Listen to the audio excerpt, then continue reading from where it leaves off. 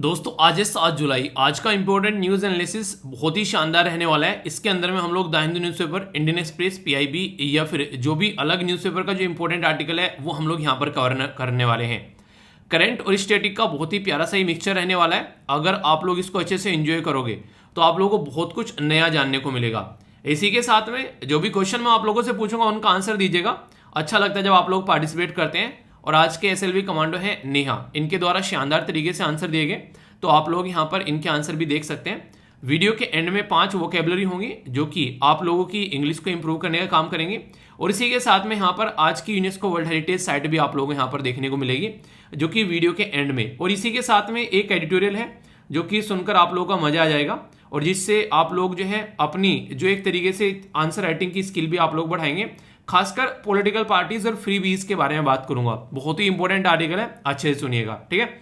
बाकी अगर बात करें इस वीडियो के बारे में जो स्टार्टिंग में आप लोगों को दिखाई गई है, यार आप लोगों को एक बात पता है कि सस्टेनेबल डेवलपमेंट गोल के हिसाब से अगर बात मारे दुनिया में फिलहाल कोविड-19 की वजह से भूखमरी जो है बहुत ही ज्यादा बढ़ गई है। आप लोग देख सकते हैं वीडियो के अंदर भी। तो कई सारे लोग ऐसे होते हैं जो कि खाने को लेकर बहुत ही लापरवाह रहते हैं, जहां भी उनको लगता है खाना बर्बाद कर देते हैं। पर रियलिटी में बहुत सारे लोग ऐसे हैं यार जो खाना आप लोग बर्बाद कर रहे हैं ना वो उनको मिल भी नहीं रहा है। तो कभी भी खाना बर्बाद करने से पहले सोचिए एक बार। कभी भी अगर कोई और भी बर्बाद कराए तो सलाह दीजिए। अगर होटल में कहीं जाते हैं, कहीं पर बाहर भी खाते हैं, घर पर भी आप लोग खाना खाते हैं, शादी विवाह में जाते हैं, तो उतना ही खाना प्लेट में लो यार जितना आप लोगों को खाना है। बाकी का कोशिश करो कि बर्बाद होने से बचाओ। तो ये एक तरीके से अन्नदाता जो हमारे हैं किसान है, एक बार उनके बारे में सोचा करो जब भी खाना खाओ कि किस तरीके से खेतों में मेहनत कर कर वो खाना आप लोगों तक आता है। फिर आप लोग माँ बाप की जो कमाई है वो आप लोगों तक ये खाना पहुंचाती है, या फिर आप लोग खुद भी कमा रहे हैं तो मेहनत होती है। तो किसी गरीब को आप लोग देखो तो आप लोग कभी भी ये चीज़ें खाने को बर्बाद कम से कम नहीं करोगे, ठीक है। मैं ये नहीं कह रहा हूँ कि थाली में जितना ले लिया पेट खराब करना है खाना है, पर लेकिन स्टार्टिंग में ही कम लो ना, दूसरी बार ले लेना, उसमें कोई दिक्कत तो नहीं है। आई होप कि आप लोग ये चीज़ें समझोगे और जिंदगी में इसको इम्प्लीमेंट कर कर आगे बढ़ोगे। ये पिक्चर आप में से एक मेंबर एक्सएलवी मेंबर के द्वारा शेयर की गई थी, बड़ी अच्छी लगी मुझे। यहाँ पर आप लोग देख सकते हैं कि अवेयरनेस फैलाने के लिए कितनी अच्छी पिक्चर है। नॉर्मली अक्सर कई सारे लोग होते हैं इस तरीके से फोटो खिंचाते हुए आप लोगों को नजर आते हैं, पर रियलिटी में आप लोगों को देखने को मिलेगा वो काम कोई और ही कर रहा होता है। पेड़ इनके द्वारा लगाया गया और यहाँ पर देखते हैं इन्होंने बस हाथ लगाया, फोटो खिंचाया और चल गए, और इनको पता भी नहीं होगा कि आगे इस पेड़ का होना क्या है। रखवाली भी यही इंसान रखने वाला है। आप लोग ही क्या रहे इसके बारे में। मैंने इसको टेलीग्राम पर भी शेयर किया था, आप लोग यहाँ पर देखते हैं। और कई सारे नोट्स वगैरह आप लोगों को एसएलवीपीडिया पर मिल जाते हैं। एसएलवीपीडिया जो है उस पर आप लोग जरूर कनेक्ट होइए। एक पर्टिकुलर जो यहाँ पर ये एक ऐसा ग्रुप है जहाँ पर आप लोगों को बहुत सारी चीज़ें मिल जाती हैं, नोट्स हिंदी और इंग्लिश में। इसी के साथ में जो कोटेशन डिस्कस की जाती है, जो इंपॉर्टेंट पॉइंट्स रहते हैं वो सारी यहाँ पर डाली जाती है। 40,000 के करीब मेंबर जुड़े हुए हैं, फ्री ऑफ कॉस्ट है, आप लोग इसको एंजॉय कर सकते हैं। तो एक तरीका एसएलवीपीडिया, जैसे विकीपीडिया है ऐसी एसएलवीपीडिया पूरा आप लोगों का एक अच्छा ग्रुप है जहां पर सारी चीजें आप लोगों को अच्छे से मिल जाती हैं। तो अच्छे से इसको आप लोग एंजॉय कर सकते हैं। ओके दोस्तों, ये एक बहुत ही शानदार सी कोटेशन है जो कि आप लोग जिंदगी में अगर इसको उतरने दोगे तो एक सक्सेस यानी कि एक सफलता की डेफिनेशन भी आप लोग समझ पाओगे। आप लोग आंसर राइटिंग या फिर एस्से में भी आप लोग इस कोटेशन को इस्तेमाल कर सकते हो। अगर एथिक्स के बारे में कुछ लिखने के लिए यहाँ पर आता है तो मिशेल ओबामा जो कि बराक ओबामा जी की वाइफ है, उनके द्वारा ये कोटेशन बोली गई है। बोला गया success is not about how much money you make, it's about the difference you make in the people's life. यानी कि लोगों की जिंदगी में आप लोग क्या अंतर लाते हैं वो सक्सेस है। पैसा कमाना सक्सेस नहीं होता है कि हाँ पैसा कमा लिया दुनिया भर का बस ये सक्सेस हो गई, क्योंकि पैसा एक हद तक ही आप लोगों को खुशी दे सकता है। आप लोगों के पास में गाड़ी नहीं है, गाड़ी आ गई, घर नहीं है, घर आ गया, ये उसी हद तक आप लोगों को खुशी दे सकता है। एक टाइम पर ऐसी खुशी आप लोगों को जो लोगों की हेल्प करने से, लोगों की लाइफ में चेंज लाने से जो मिलेगी, उसका कोई ऑल्टरनेटिव आप लोगों को देखने को नहीं मिलेगा।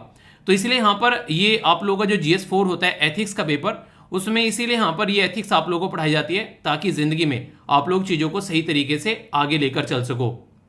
और जब एथिक्स की बात कर रहे हैं तो कल मैंने एक ही वीडियो अपलोड की थी यहाँ पर, तो कई सारे बच्चों के द्वारा इसके नीचे कमेंट किए गए। उसमें कई तरीके के कमेंट थे जो मुझे देखने को मिले। हालांकि अभी इनके ऊपर देखिए जो अभी फिलहाल आरोप लगाया गया वो लड़की के द्वारा आरोप लगाया गया, पर लेकिन अभी पूरा मामला जो है वो कोर्ट में जाएगा। उसके बाद में जो यहाँ पर इनके खिलाफ सबूत हैं उसके बारे में देखा जाएगा कितनी सही है चीज़ें, कितनी गलत है। पर हाँ मैक्सिमम सबूत जो भी निकल कर आ रहे हैं वो इनके खिलाफ यहाँ पर देखने को मिल रहे हैं। तो इसकी वजह से यहाँ पर ये पर्टिकुलर जो एक तरीके से जो ये वीडियो है, ये इसका बेसिक पर्पज ये होता है कि कल को चलकर आप लोग जब सर्विसेज में जाओगे तो आप लोगों को भी कई सारे ऐसे चैलेंजेस फेस करने पड़ेंगे, कई सारी ऐसी चीज़ें आप लोगों के सामने आएंगी। तो उससे आप लोग अपने आप को प्रिपेयर कर सको। तो ये बेसिक पर्पज होता है। पर लेकिन यहाँ पर कई सारे ऐसे कमेंट थे जो मुझे वास्तव में अच्छे नहीं लगे, जैसे कि कुछ बच्चों के द्वारा ये हिंदू मुस्लिम का मुद्दा बना दिया, इनका जो नाम है उसको लेकर बोले कि ये मुस्लिम है। तो यार वो बिल्कुल भी पर्पज उस तरीके से अगर देख रहे हो आप लोग तो वो बिल्कुल गलत तरीका है चीज़ों को देखने का, ठीक है। और सबसे बड़ी बात यह है अभी इनके ऊपर आरोप भी साबित नहीं हुआ, तो अभी आरोप लगाया गया उसको देखते हैं। हालांकि सबूत जो है मैक्सिमम इनके अपोज में है, वो एक अलग बात है। पर लेकिन मुद्दा यहाँ पर यह है कि आप लोग कम से कम हिंदू मुस्लिम के तरीके से तो मत देखो। एक करप्ट आईएएस ऑफिसर ने कुछ कर दिया, कुछ उल्टी सीधी हरकतें कर दी, तो उसको आईएएस ऑफिसर की तरीके से देखो, एक एडमिनिस्ट्रेटिव पर्सन की तरीके से, ना कि उसमें आप लोग हिंदू और मुस्लिम वाला जो एंगल लगा रहे हैं वो सही नहीं होता है हर जगह। ये वो अलग चीज़ है। यहाँ पर ये इस तरीके से चीज़ों को हर टाइम जो है मुझे लगता है कि एक तरीके से काउंट करना सही रहेगा, ठीक है। वो एक अलग बात है कि पर्सन जिस कास्ट से आ रहा है, पर लेकिन उसको मतलब एडमिनिस्ट्रेशन की पॉइंट ऑफ व्यू से देखो ना आप लोग। अगर जब इस पोस्ट पर जाकर बैठते हो तो उस चीज़ से आप लोग ऊपर उठ जाते हो, क्योंकि आप लोग जिस भी एरिया में डिस्ट्रिक्ट में रहोगे वहाँ हिंदू भी मिलेंगे, आप लोगों को मुस्लिम भी मिलोगे। अगर आप लोग हिंदू आईएएस ऑफिसर होगे तो आप लोग हिंदू का काम करोगे बस, और मुस्लिम हो तो बस मुस्लिम का काम करोगे। ऐसे थोड़ी ना होता है यार। ये हमारे संविधान में इन सब चीज़ों से थोड़ा सा ऊपर उठ के आप लोग काम करना पड़ेगा। पूरी सोसाइटी के वेलफेयर के लिए आप लोगों को वहाँ पर बेसिकली रखा जाता है, ठीक है। और इसीलिए यहाँ पर ये एथिक्स का पेपर भी होता है कि ये सारी चीज़ें आप लोगों को सिखाई जा सके। तो यही बेसिक पर्पज़ था मेरा, उसके अलावा और कुछ नहीं। उस तरीके से उस चीज़ों को मत देखो, ठीक है। तो एक छोटी सी बात थी। बाकी यहाँ पर क्वेश्चन है आप लोगों के सामने। हिस्ट्री में ये क्वेश्चन पूछा गया, देखता हूँ कौन आंसर देता है। कई सारे बच्चे जो हैं काफ़ी अच्छे से आंसर दे रहे हैं। जो कल क्वेश्चन पूछा था उसका भी आंसर काफ़ी प्यार से दिया गया। बोला गया servant of the people's society 1921 किसके द्वारा बनाई गई थी? महात्मा गांधी जी के द्वारा, भीमराव अंबेडकर जी के द्वारा, लाला लाजपत राय जी के द्वारा, या राजा राममोहन रॉय जी के द्वारा। तो सही आंसर आप लोगों को बताना है कि कौन सा है, ए बी सी या फिर डी। देखता हूं कौन सही आंसर देता है। और ये बड़ा ही बेसिक सा क्वेश्चन जो रिपीटेडली कई सारे एग्जाम्स में पूछा जा चुका है ऑलरेडी। आप लोग यहां से भी मोटिवेशन ले सकते हैं। जो आर्यन शर्मा है इनका भी सिलेक्शन हुआ यूपीएससी में। और यहाँ पर देखिए क्या होता है, कई बार आप लोग जब प्रिपरेशन कर रहे होते हैं यूपीएससी की या फिर स्टेट पीसीएस की, तो कई सारी प्रॉब्लम लाइफ में देखने को मिलती हैं। तो उस टाइम पर प्रिपरेशन के ड्यूरेशन में कोई ऐसे एग्जाम है जो दूसरे एग्जाम आप लोगों के निकल जाते हैं, तो ये एग्जाम आप लोगों के लिए एक सपोर्ट का काम करते हैं। और ये आप लोगों के लिए कॉन्फिडेंस का भी काम करेंगे। जब आप लोग यूपीएससी के इंटरव्यू में आप लोग जाकर बैठोगे तो उस टाइम पर आप लोगों के लिए कहीं ना कहीं एक बेस का काम ये करेंगे। तो अगर आप लोगों को लगता है कि आप लोगों ने बैठकर एक बार तैयारी कर ली है, तो फिर कोई भी आप लोग इस तरीके से एग्जाम देकर उसको ज्वाइन कर सकते हैं और बराबर में अपना 5 से 6 घंटे डेली देकर आप लोग एक अच्छी स्टडी कर सकते हैं, क्योंकि ऑलरेडी आप लोगों ने बैठकर उसको टाइम दे दिया है। तो ये भी तरीका है जिंदगी में अपनी प्रिपरेशन करने का। और एक रिक्वेस्ट है यार, कोई भी आप लोगों का सिलेक्शन हुआ करे तो आप लोग उसको सेंड कर दिया करो studyloverveer@gmail.com पर, ठीक है। क्योंकि ये तो कमेंट था, मेरी नज़र पड़ गई। कई बार जो है कमेंट जो है नज़रों से छूट जाते हैं। तो अगर सिलेक्शन हुआ करे तो आप लोग कम से कम सब्जेक्ट में सिलेक्शन लिखकर आप लोग मुझे सेंड कर सकते हो, ठीक है। अच्छा लगता है जब भी कोई सिलेक्शन होता है किसी भी एग्जाम में, क्यों ना कम से कम इन्फॉर्म जरूर कर दिया करो, ठीक है। पूरी एसएलवी फैमिली सेलिब्रेट करेगी तभी मजा आएगा ना कि हाँ एसएलवी फैमिली मेंबर का सिलेक्शन हुआ है। ये जो आर्टिकल है, इस आर्टिकल को डिस्कस करने से पहले एक कंट्री में आप लोगों को लेकर चलता हूँ। ये जो कंट्री है ये है कीनिया। कीनिया की कैपिटल आप लोगों को नैरोबी देखने को मिलेगी, जो एग्जैक्ट आप लोगों के सामने है यहाँ पर। और कीनिया एक काफ़ी इंपॉर्टेंट कंट्री है अफ्रीका कॉन्टिनेंट के अंदर में, और ये लैंडलॉक कंट्री नहीं है, क्योंकि आप लोग देखते हैं यहाँ पर ये इंडियन ओशन के साथ में इधर आप लोग कनेक्ट होती नजर आएगी।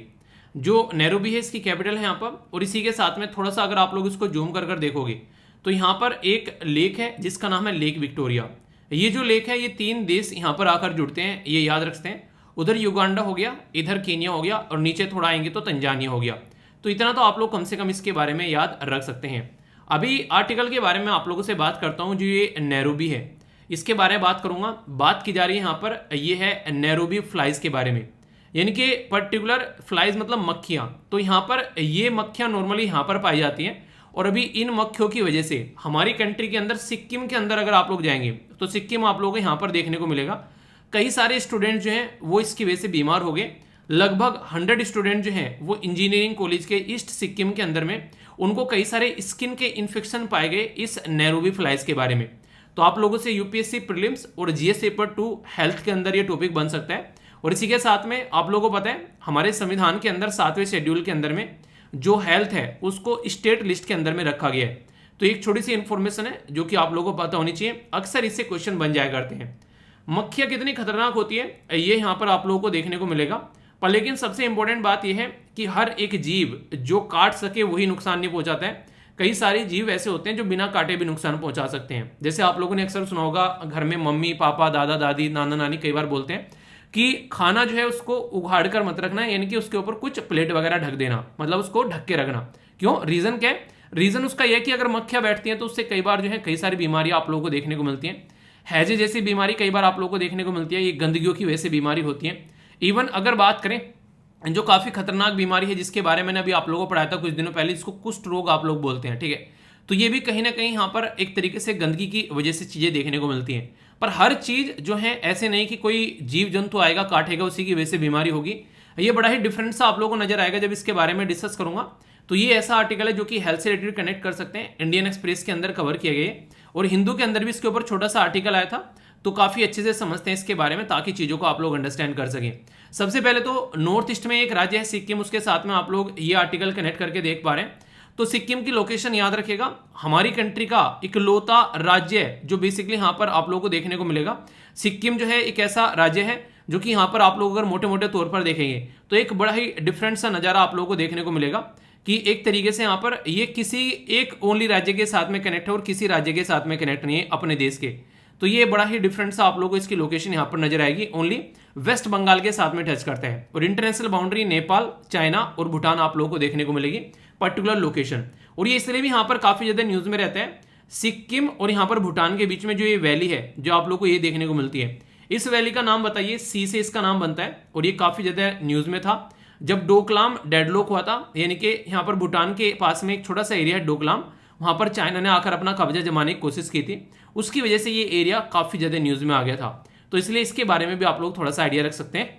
ये वाला एरिया पर्टिकुलर इसलिए भी आप लोगों को इंपॉर्टेंट यहाँ पर देखने को मिलेगा कि मैक्सिमम अगर नेपाल को कुछ भी चाहिए तो यहाँ पर या तो बांग्लादेश से होते हुए जाएगा और या फिर यहाँ पर वेस्ट बंगाल से होते हुए जाएगा। नेपाल जो है वो एक लैंडलॉक कंट्री है, ऊपर से यहाँ पर चाइना से गिरा हुआ है और नीचे से इंडिया से गिरा हुआ है, तो इसके बीच में सैंडविच है। जिसको ये नहीं पता लैंडलॉक का मतलब क्या होता है, जिसमें चारों तरफ से जमीन से घिरा हुआ है और कहीं पानी के साथ में उसका ओशियन समुद्र के साथ में उसका कनेक्शन नहीं है, तो उसको नॉर्मली लैंडलॉक कंट्री बोल देते हैं। तो ये यहाँ पर जैसे कि यहाँ पर अभी नेपाल हो गया, भूटान हो गया, तो ये लैंडलॉक कैटेगरी में आते हैं। जबकि हमारी कंट्री के बारे में अगर कोई आप लोगों से बोले तो आप लोगों को पता है टोटल 9 राज्य ऐसे हैं जो कि हमारी कंट्री में बाउंड्री को टच करते हैं ओशियन की। ये 9 राज्य हैं जो आप लोगों को देखने को मिलेंगे। अब एक क्वेश्चन आप लोगों से पूछूंगा, कौन सा राज्य है जो सबसे बड़ी बाउंड्री टच करता है, ये आप लोगों को बताना है, ठीक है। सबसे पहले यहाँ पर जो नैरोबी फ्लाइज है उसके बारे में जानते हैं, यानी कि जो नैरोबी मक्खी है, हालांकि कहने के लिए मक्खी है पर लेकिन देखने में चींटी जैसी लग रही है, ठीक है। तो मुझे फिर वो चींटी वाला आर्टिकल याद आ गया कि ठीक है इनको बताना पड़ेगा कि एक ऐसी मक्खी आ रखी है जो कि नुकसान पहुंचाती है, तो इसकी चटनी बनाकर खाई जाए, ठीक है, क्योंकि हरकतें पहुंचा रही है नुकसानों को, तो इसका इस्तेमाल किया जाए किसी अच्छे काम के लिए। और अब तक भी उसके ऊपर मेल आ रहे हैं मेरे पास में कई सारे कि सर चटनी बड़ी टेस्टी होती है, कभी आओगे तो खिलाएंगे। यार देखो, हर एक इंसान का ना अपना खाना पीना रहना सहना है, सभी इंसानों की जिंदगी जो है वो डिफरेंट है काफ़ी। हो सकता है कि हाँ एक तरीके से कोई नॉनवेज खाना पसंद करते हैं तो कोई है वेजिटेरियन खाना पसंद करते हैं, तो उसमें कोई ऐसा नहीं है कि गलत चीज़ है, वो उनका खाना है, उसको खा सकते हैं, ठीक है। तो कई सारे बच्चे उसको वैसे बोले थे कि चींटियाँ खा रहे हो, क्या कर रहे हो, तो यार उसको इस तरीके से ट्रीट मत करो। सबका अपना अपना एरिया होता है, अपना अपना कंफर्ट जोन होता है, तो उनका तरीका है उस चीज़ को एंजॉय करने का, ठीक है। तो जैसा आप लोगों के लिए वेजिटेरियन चीज़ है ऐसी उनके लिए नॉन वेज है, तो उसको इस तरीके से मत ट्रीट करो, ठीक है। इनको यहाँ पर नैरोबी फ्लाइज यानी कि नैरोबी की मक्खियाँ, या फिर इनको यहाँ पर कीनिया फ्लाइज क्योंकि कीनिया के अंदर है यहाँ पर कीनिया की मक्खियाँ, या फिर इनको यहाँ पर ड्रैगन नहीं देखे आप लोगों ने, ठीक है, तो ड्रैगन बग्स के नाम से भी इनको जानते हैं। तो तीनों नाम यहाँ पर इसी के हैं। इसी के साथ में यहाँ पर अगर बात करें, इसके अंदर 2 स्पीसीज यानी कि 2 जातियां पाई जाती हैं, ठीक है। एक को बोलते हैं यहाँ पर पैराडस एक्जीमियस और दूसरे को बोलते हैं यहाँ पर पैराडस सेबियस, ठीक है। तो ये 2 इसी की प्रजाति हैं जो कि यहाँ पर पाई जाती है। इनकी जो पॉपुलेशन है यहाँ पर आप लोगों को देखने को मिलेगा, ये पर्टिकुलर ईस्ट अफ्रीका वाले रीजन में पाई जाती है। जैसे अफ्रीका कॉन्टिनेंट को आप लोग देखते हैं यहाँ पर, तो जैसे अपनी कंट्री में हम लोग बोलते हैं ये अपना देश हो गया, तो हम लोग क्या बोलेंगे, ये ईस्ट हो गया, ये वेस्ट हो गया, ये नॉर्थ हो गया और ये यहाँ पर साउथ हो गया। तो इसी तरीके से आप लोग अफ्रीका के ऊपर ऐसे एक बना सकते हो बेसिकली कोऑर्डिनेट, यानी कि एक तरीके से नापने के लिए। जैसे बोलते हैं ना ये वाई एक्सिस हो गया, ये एक्स एक्सिस हो गया, तो ईस्ट अफ्रीका साइड में यहाँ पर यानी कि कीनिया यहाँ पर देखने को मिलेगा। तो इन रीजन में ये पाई जाती है। आप लोग बोलोगे सर ये क्यों बता रहे हो कि ईस्ट अफ्रीका मैप में दिखा रहे हो, यूपीएससी यहीं से क्वेश्चन आप लोगों से पूछती है। जब आप लोग क्वेश्चन में दिखाऊंगा तब आप लोग अंडरस्टैंड कर पाएंगे। और इसका डिस्कशन का बेसिक फायदा यही होता है कि जब मैं आप लोगों को आर्टिकल पढ़ा रहा होता हूं उसके साथ में आप लोग क्वेश्चंस भी देता हूं, ठीक है। उससे क्या होता है, उससे आप लोग उसको प्रैक्टिस कर पाते हैं कि आर्टिकल पढ़ने के बाद में क्वेश्चन कैसे बनते हैं। तो इससे क्या रहेगा, आर्टिकल भी लंबे समय तक याद रहेगा और उससे आप लोग एग्जाम में उसको रिकॉल भी कर पाओगे। तो जो फ्लाइज है यहाँ पर, ये एक तरीके से अभी फिलहाल जो है ये काटती नहीं है, ये एक तरीके से अपना, एक तो सबसे बड़ी बात यहाँ पर ये अपना नया एरिया ढूंढती हैं जब भी इनको ब्रीडिंग करनी होती है, इनके बच्चे पैदा करने होते हैं, या फिर फूड सप्लाई के लिए काफ़ी इंपॉर्टेंट होता है। खासकर आप लोगों को पता होगा, जैसे कि अगर बात करें खाने के बारे में, तो इंसान जो है वो अपना खाना इकट्ठा करके रखता है। खासकर गेहूं कटाई हो जाती है, फिर आप लोगों ने देखा होगा घरों में टंकियों में अनाज इकट्ठा करके रख लेते हैं हम लोग, ठीक है। अब आराम से खाते रहेंगे।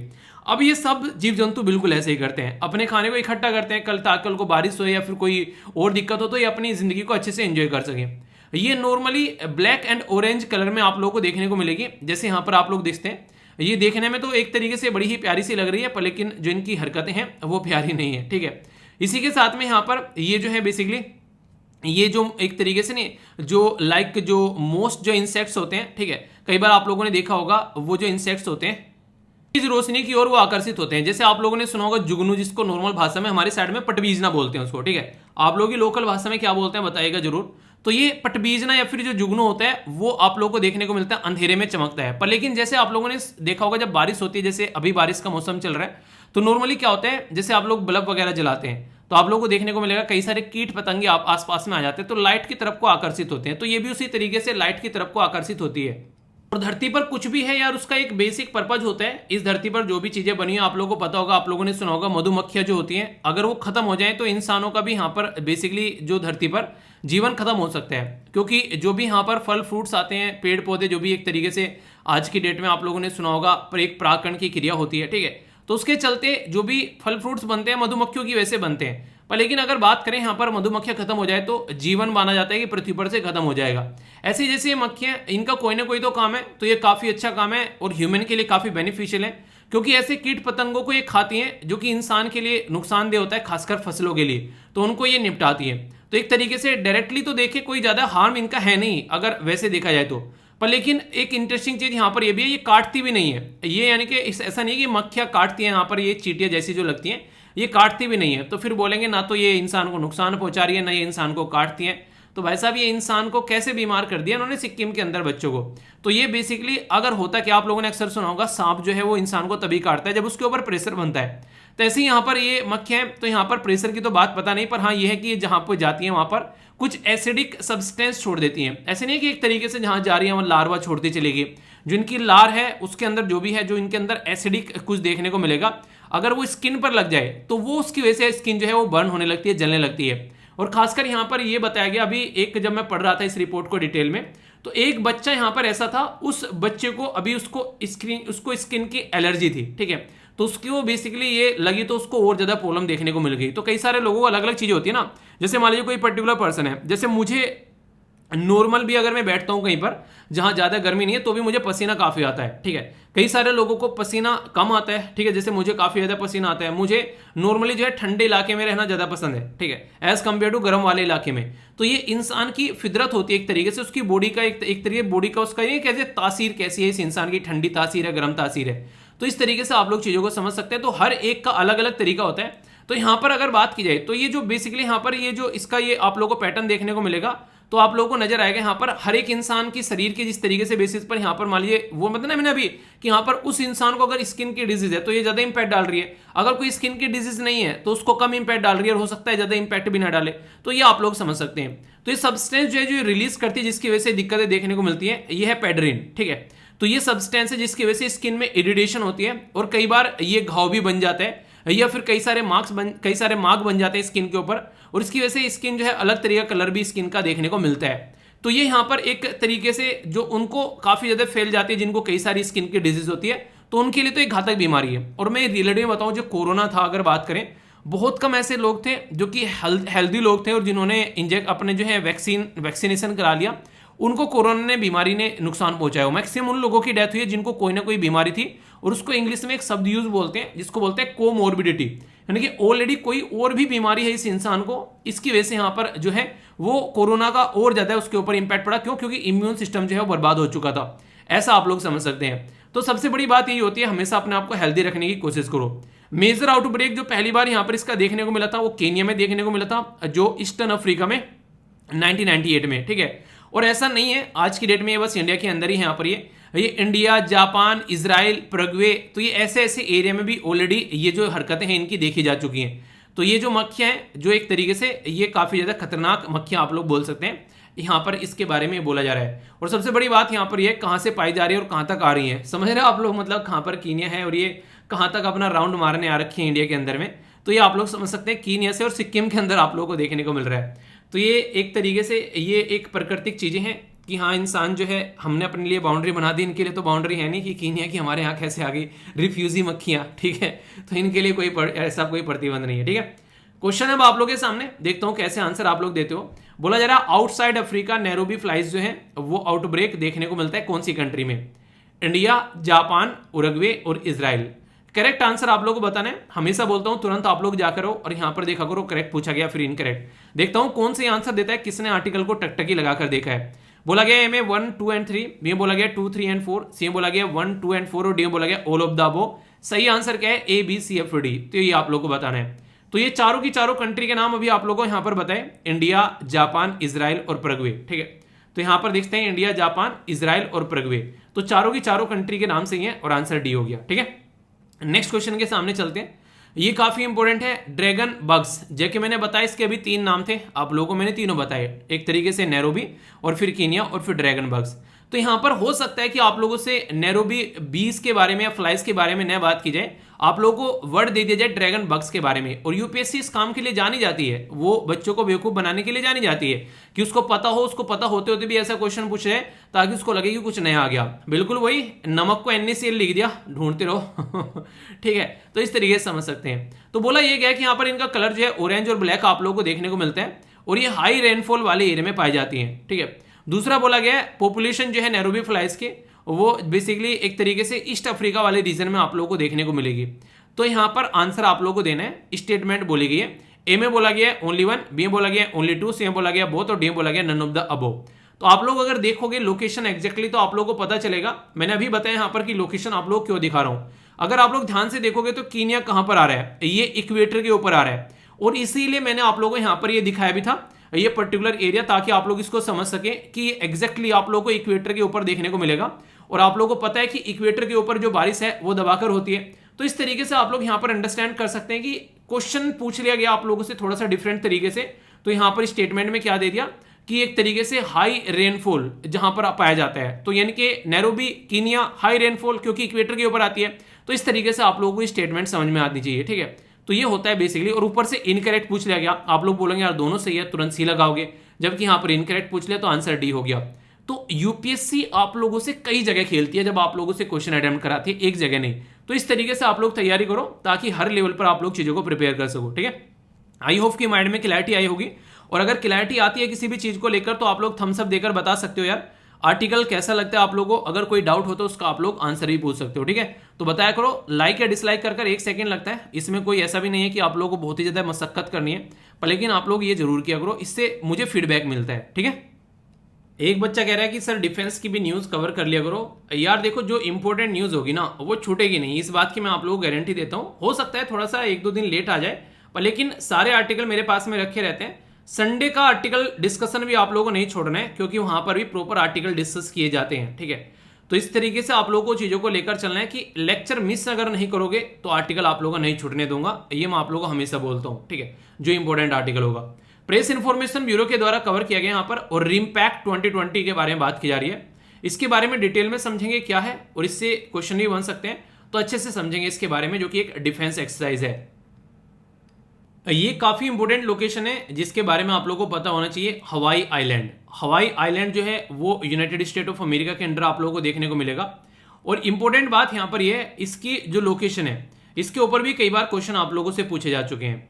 जैसे कि आप लोग यहाँ पर देख रहे हैं यूनाइटेड स्टेट ऑफ अमेरिका, अगर आप लोग इधर आएंगे इसी पैटर्न में तो आप लोगों को अपनी कंट्री नजर आ जाएगी। तो यूनाइटेड स्टेट ऑफ अमेरिका को अगर आप लोग ध्यान से देखोगे, मैं आप लोगों को भी मैप पे दिखाऊंगा जिसके चलते आप लोग समझ सकते हैं। इसके चलते हवाई के ऊपर क्या क्वेश्चन बना है वो मैं आप लोगों को बताऊंगा। इससे पहले आप लोग ये समझिए, जो रिमपैक है यहाँ पर ये जो एक्सरसाइज देखने को मिलती है तो हवाई आइलैंड पे और सदर्न कैलिफोर्निया में आप लोगों को देखने को मिली। जो कि यहाँ पर 29 जून से 4 अगस्त तक 27 कंट्रीज के द्वारा इसके अंदर पार्टिसिपेट किया गया। ठीक है, तो ये एक तरीके से मल्टी डायमेंशनल एक्सरसाइज आप लोगों को देखने को मिली है और एक तरीके से 27 कंट्री जो है वो इसमें पार्टिसिपेट कर रही है। ठीक है, अभी जो मैं आप लोगों को बोल रहा हूँ यहाँ पर, ये किसके बारे में, मैंने आप लोगों को बोला यहाँ पर हवाई आइलैंड के बारे में। तो यूनाइटेड स्टेट ऑफ अमेरिका को जब आप लोग प्रॉपर मैप में निहारोगे तो आप लोग चीजों को अंडरस्टैंड कर पाओगे। जैसे कि यहाँ पर देखिए, ठीक है, यहाँ पर जब आप लोग देखोगे तो आप लोग ये इस तरीके से जो लाइन यहाँ से खींचोगे तो आप लोगों को ट्रॉपिक ऑफ कैंसर देखने को मिलेगी। Complete United State of America tropic of cancer के ऊपर है। अकेला हवाई एक ऐसा एरिया है यूनाइटेड स्टेट ऑफ अमेरिका का जो ट्रॉपिक ऑफ कैंसर के नीचे है, और यूपीएससी के द्वारा ये क्वेश्चन पूछा जा चुका है। ठीक है, तो ऐसे क्वेश्चन आप लोगों से बनते हैं एग्जाम में।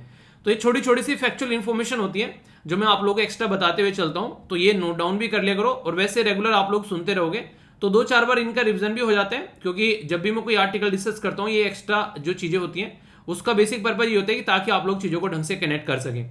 तो अभी जो रिमपैक एक्सरसाइज है 2022, तो ये यहाँ पर एक नेवल एक्सरसाइज है जो कि यूएसए के द्वारा लीड की गई। रिमपैक जो है पहली बार 1971 में देखने को मिली थी।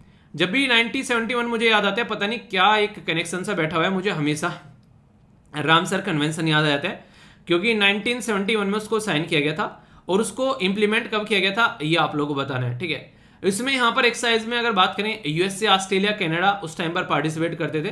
1974 में एक्सरसाइज जो है वो एक तरीके से ऐसा इवेंट बन गई। जो ये शब्द है ये मैं आप लोगों को थोड़ा सा एक्सप्लेन करता हूं ताकि आप लोग समझ सकें। एक तो आप लोग नॉर्मली एनुअल बोलते हो, एक बोलते हो बाई एनुअल, यानी कि एक ऐसी एक्सरसाइज जो आप लोगों को एनुअल देखने को मिलेगी, हर साल देखने को मिलेगी, पर बाई एनुअल का यानी कि द्विवार्षिक, यानी कि 2 साल में आप लोगों को एक बार ये एक्सरसाइज देखने को मिलेगी। ठीक है, तो ये आप लोग यहाँ से समझ सकते हैं। कई बार आप लोग कंफ्यूजन में पड़ जाते हैं, तो इसको कंफ्यूजन में नहीं लेना है। जो फ्रेंडली नेशन है उसकी नेवीज यहाँ पर मिलेगी, और एक तरीके से जो थीम रखी गई है वो है कैपेबल, एडेप्टिव और इसी के साथ में पार्टनर। तो CAP जो है वो इसकी थीम है, यानी कि कैप लगाकर जो है ये मजे करेंगे। तो इस तरीके से भी आप लोग यहाँ पर समझ सकते हैं। कई बार आप लोगों से क्वेश्चन भी यहाँ पर पूछ लिए जाते हैं। तो ये अभी जो एक्सरसाइज है यहाँ पर 2022 की रिमपैक एक्सरसाइज आप लोग यहाँ पर देखने को मिली।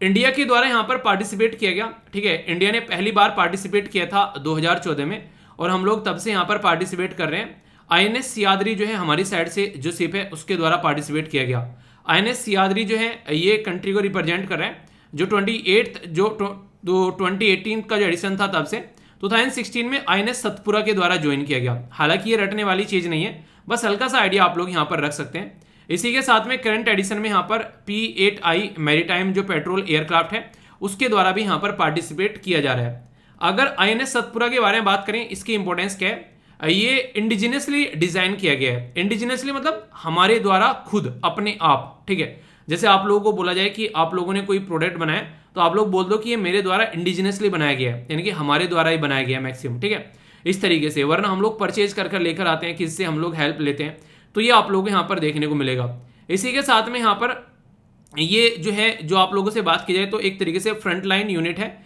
Eastern fleet base at Visakhapatnam. तो INS सतपुरा जो है करंटली ये ऑपरेशन देखने को मिला। 75th ईयर जो इंडिपेंडेंस हम लोग सेलिब्रेट कर रहे हैं, तो उसके साथ भी आप लोग कनेक्ट करके देख सकते हैं।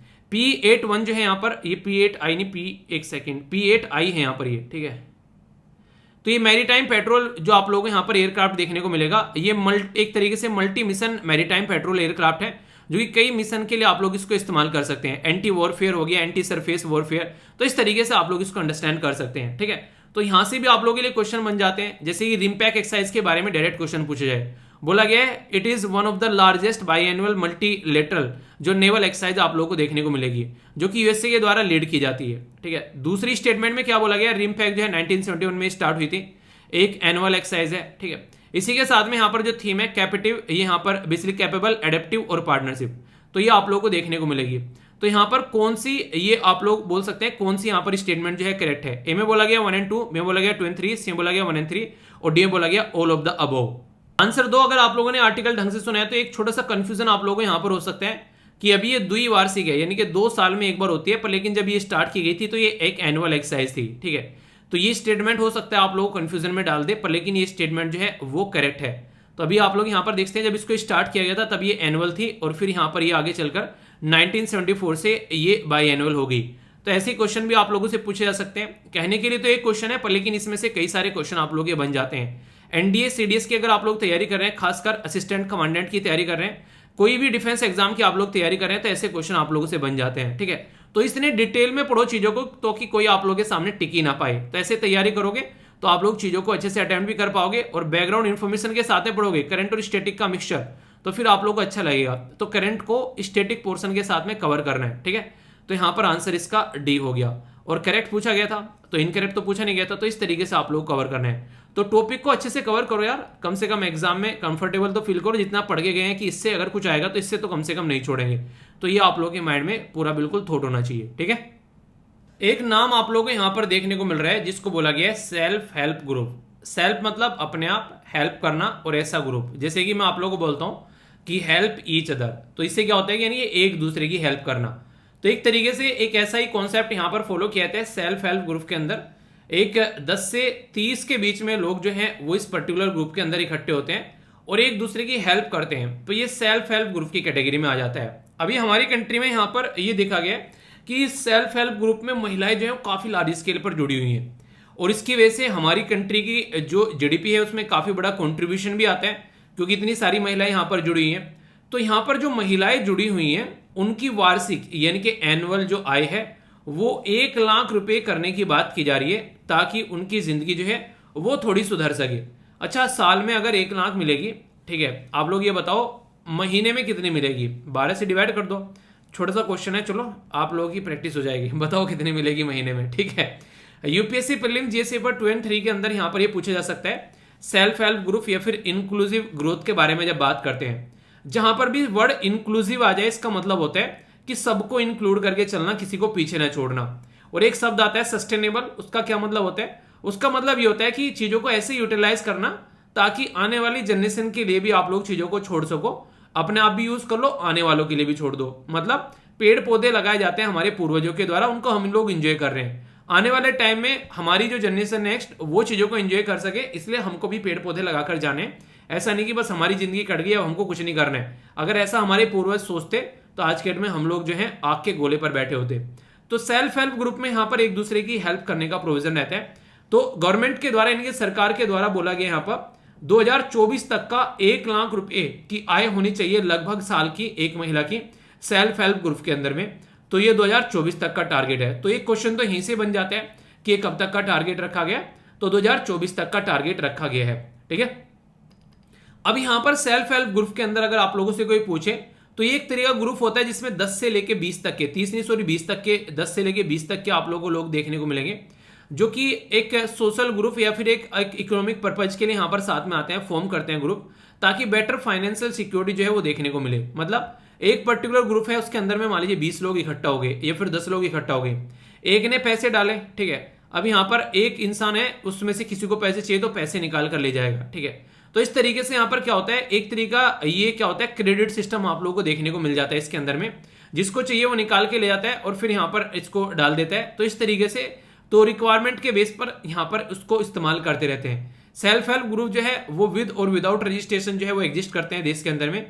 इनका ओरिजिन जो था वो इंडिया के अंदर में माइक्रो फाइनेंस मॉडल के तौर पर हुआ। यानी कि नॉर्मली पहले टाइम पर क्या होता था, जैसे बड़े बड़े किसान हुआ करते थे, ठीक है, या धन्नड़ सेठ हुआ करते थे, तो क्या करते थे, कंपाउंड इंटरेस्ट पर पैसा देते थे। कंपाउंड इंटरेस्ट यानी कि चक्रवृद्धि ब्याज, यानी कि जो आप लोग आज के डेट में ब्याज ले रहे हो अगर उसको पे नहीं कर पा रहे तो और आप लोग ब्याज के ऊपर भी ब्याज लग जाएगा। ठीक है, जैसे सेस बोलते हैं ना, CESS, इसका मतलब क्या होता है, ये होता है टैक्स ऑन टैक्स। तो वही बातें हैं यहाँ पर, तो ब्याज ऑन ब्याज। ठीक है, तो ऐसे आप लोग समझ सकते हैं। ये जो सिस्टम था सेल्फ हेल्प ग्रुप वाला, ये इंट्रोड्यूस किया गया 1992 में, और ये गाइडलाइन जो है नाबार्ड और आरबीआई के अंदर है, रिजर्व बैंक ऑफ इंडिया। और नाबार्ड की फुल फॉर्म आप लोग कमेंट बॉक्स में लिखिए। सेल्फ हेल्प ग्रुप जो है ये एक तरीके से एंटरप्राइज यानी कि एक कंपनी के तौर पर आप लोग बोल सकते हैं, नॉर्मल तरीके से देखा जाए तो इसको लाया गया। तो एक तरीके से ये बैंक का रोल परफॉर्म कर रहा है। नॉर्मली बैंक में जाके पैसा लेते हैं, पर सोचो अगर 8-10 लोगों के द्वारा एक ग्रुप बना लिया है तो उसमें सारे अपने जान पहचान वाले होंगे, तो वहां से इंसान जो है पैसा लेने में शर्माएगा भी नहीं, वो आराम से पैसा ले लेगा और किसी की उधारी में भी नहीं फंसेगा। जैसे चाइना नहीं कर रहा है, अभी क्या कर रहा है, वो डेट क्राइसिस में फंसा रहा है, यानी कि लोगों को अपनी उधारी के नीचे दाब रहा है वो, तो उसके चलते लोग जो है तिलबिलाकर मर जाते हैं। तो वो वाली चीजों से ऊपर उठाने के लिए एक इंसान जो है आप लोगों से उससे पैसे मांगने जिसको आप लोग जानते हैं, एक ऐसे इंसान से पैसे मांगने जिसको आप लोग बिल्कुल भी नहीं जानते हैं, और ऊपर से एजुकेशन लेवल भी अगर थोड़ा कम है तो बैंक में जाते हुए लोग वैसे भी डरते हैं, पैसा मांगना दूर की बात है, ठीक है। कई सारे लोग डरते हैं कि यार कल को चलकर बैंक कुर्की कर देगा, वो हो जाएगा, पता नहीं क्या क्या। तो इसलिए यहाँ पर फाइनेंशियल इंक्लूजन हुआ 2014 के बाद में। जो प्रेजेंट गवर्नमेंट आई उनके द्वारा काफी बड़ा काम किया गया जनधन स्कीम को लाकर, उसके चलते लोगों का फाइनेंशियल इंक्लूजन हुआ। वो एक प्रोडक्टिव बात आप लोग बोल सकते हैं। तो अभी कलेक्टिव जो बैंक है यहाँ पर, इनका बेसिक पर्पज यही होता है कि जो सेविंग है उसको मोबिलाइज किया जाए मेंबर के बीच में, ठीक है। और एक तरीके से बोथ यहाँ पर डेब्ट और डेबिट और क्रेडिट का सिस्टम होता है, इनके पैसे ला भी सकते हो आप लोग, यहाँ पर इसके अंदर डालते भी हो। तो इस तरीके से यहाँ पर ये लिंक रहता है। तो सेल्फ हेल्प ग्रुप बैंक जो लिंकेजेस आप लोग को देखने को मिलेंगे, एक तरीके से आल्सो लिंक विद कंपनी, जिनको आप लोग self help group cooperative links बोलते हैं। मैंने आप लोगों को पढ़ाया था कोऑपरेटिव सोसाइटीज, किस किस को याद है आप लोगों को? काफी डिटेल में मैंने कोऑपरेटिव सोसाइटीज के बारे में बताया था। हमारी कंट्री में ओरिजिनली कोऑपरेटिव सोसाइटी जो है वो संविधान के अंदर नहीं थी, बाद में उसको ऐड किया गया। कौन सा अमेंडमेंट किया गया याद रखिएगा, 97 यानी कि 97वें संविधान में संशोधन किया गया, और वो भी 2011 में। तो इसको ऐड किया गया कोऑपरेटिव सोसाइटी को। कहां पर ऐड किया गया, ये काफी इंपॉर्टेंट है, जो आप लोगों से क्वेश्चन बन सकता है। 3 क्वेश्चन आप लोगों से नॉर्मली यहां पर पूछे जा सकते हैं, तो थोड़ा सा ध्यान से सुनिएगा। 3 के हालांकि बेसिकली 4 बन सकते हैं। जैसे पहला तो कोऑपरेटिव सोसाइटी से जो अमेंडमेंट करके यहां पर हमारे संविधान में ऐड किया गया, तो ये फंडामेंटल राइट के तौर पर आर्टिकल 19 के अंदर ऐड किया गया। 19 का फर्स्ट का सी में इसको ऐड किया गया, जो कि पार्ट 3 के अंदर आप लोग का आता है। फंडामेंटल राइट आर्टिकल 12 से लेकर आर्टिकल 35 तक, वहां पर कोऑपरेटिव सोसाइटी जो है आप लोगों का फंडामेंटल राइट बनाया गया कि आप लोग कोऑपरेटिव सोसाइटी फॉर्म कर सकते हैं। दूसरा जो मुद्दा यहां पर निकल कर आया, उसमें कहां पर निकल गया, तो यहां पर ये जो directive principle of state policy है उसके अंदर इसको डाला गया। ये कहां पर है, ये पार्ट 4 के अंदर आप लोगों को देखने को मिलेगा। तो आर्टिकल 36 से लेकर आर्टिकल 51 तक आप लोग यहां पर नजर आएंगे। तो इसके अंदर जो आर्टिकल 43B है, और ये स्टेट पीसीएस के अंदर क्वेश्चन पूछा गया था, तो इसके अंदर इनके द्वारा कोऑपरेटिव सोसाइटीज का ऐड किया गया। इसी के साथ में आर्टिकल कहां पर और ऐड किए गए, जिससे कि यहां पर आप लोग कोऑपरेटिव सोसाइटी जो है वो अपनी एक तरीके से फॉर्म कर सकते हैं। तो पार्ट याद रखिएगा, यहां पर ये 9th B के अंदर ऐड किया गया। आप लोगों को पता है जो पार्ट 9 है उसके अंदर पंचायती राज सिस्टम, 8-9A जो है उसके अंदर म्युनिसिपैलिटी, और 9th B के अंदर आप लोगों यहाँ पर कोऑपरेटिव सोसाइटी ऐड की गई। और उसके लिए आर्टिकल 243 से लेके 243 के अंदर ये ZH से लेके ZT तक का। एक और इंपॉर्टेंट क्वेश्चन जो यहाँ से पूछा जा सकता है, संविधान के अंदर में 7वां शेड्यूल है, उसके अंदर 3 लिस्ट है, यूनियन लिस्ट, स्टेट लिस्ट और कॉन्करेंट लिस्ट। तो कोऑपरेटिव सोसाइटी जो है यहाँ पर वो स्टेट लिस्ट का सब्जेक्ट है, इसलिए यहाँ पर सेंट्रल और स्टेट गवर्नमेंट के बीच में रस्साकसी चल रही थी कि यार आप लोग ऐसा कैसे कर सकते हैं, कोऑपरेटिव सोसाइटीज को अपने कंट्रोल में कैसे ले सकते हैं, क्योंकि सेंट्रल गवर्नमेंट के द्वारा रिसेंटली अभी कोऑपरेशन मिनिस्ट्री बनाएगी जो कि अमित शाह जी के अंडर में है, तो उसके चलते काफी बड़ा ये इश्यू आ गया था। तो ये काफी इंपॉर्टेंट है, यहाँ पर कोऑपरेटिव सोसाइटीज के साथ में कनेक्शन बोल सकते हैं। तो women self help group, government जो है यहाँ पर इंटरेस्ट सबवेंशन स्कीम भी चलाती है। इंटरेस्ट सबवेंशन मतलब इनकी इंटरेस्ट में छूट भी प्रोवाइड कराती है, ताकि और अच्छे से आगे चीजों को लेकर चला जा सके और इनकी इनकम को बढ़ाया जा सके। खासकर जो गरीब जो लोग होते हैं उनको एक अच्छी जिंदगी जो है वो प्रोवाइड कराने की कोशिश की जाती है। सिग्निफिकेंस काफी बड़ा है यहाँ पर, about 1 crore self help group जो है वो एक्टिव लिंकेज है इंडिया के अंदर में। तो आप लोग सोच कर देखो, अगर 1 करोड़ सेल्फ हेल्प ग्रुप है और एक ग्रुप के अंदर अगर 10 लोग भी अगर हैं, तो इस तरीके से लिख सकते हैं कि 10 करोड़ से ज्यादा लोग जो हैं वो यहाँ पर कनेक्टेड है। तो काफी बड़ा एरिया है आज की डेट में देश के अंदर में, तो यहां से अंदाजा आप लोग लगा सकते हैं, ठीक है।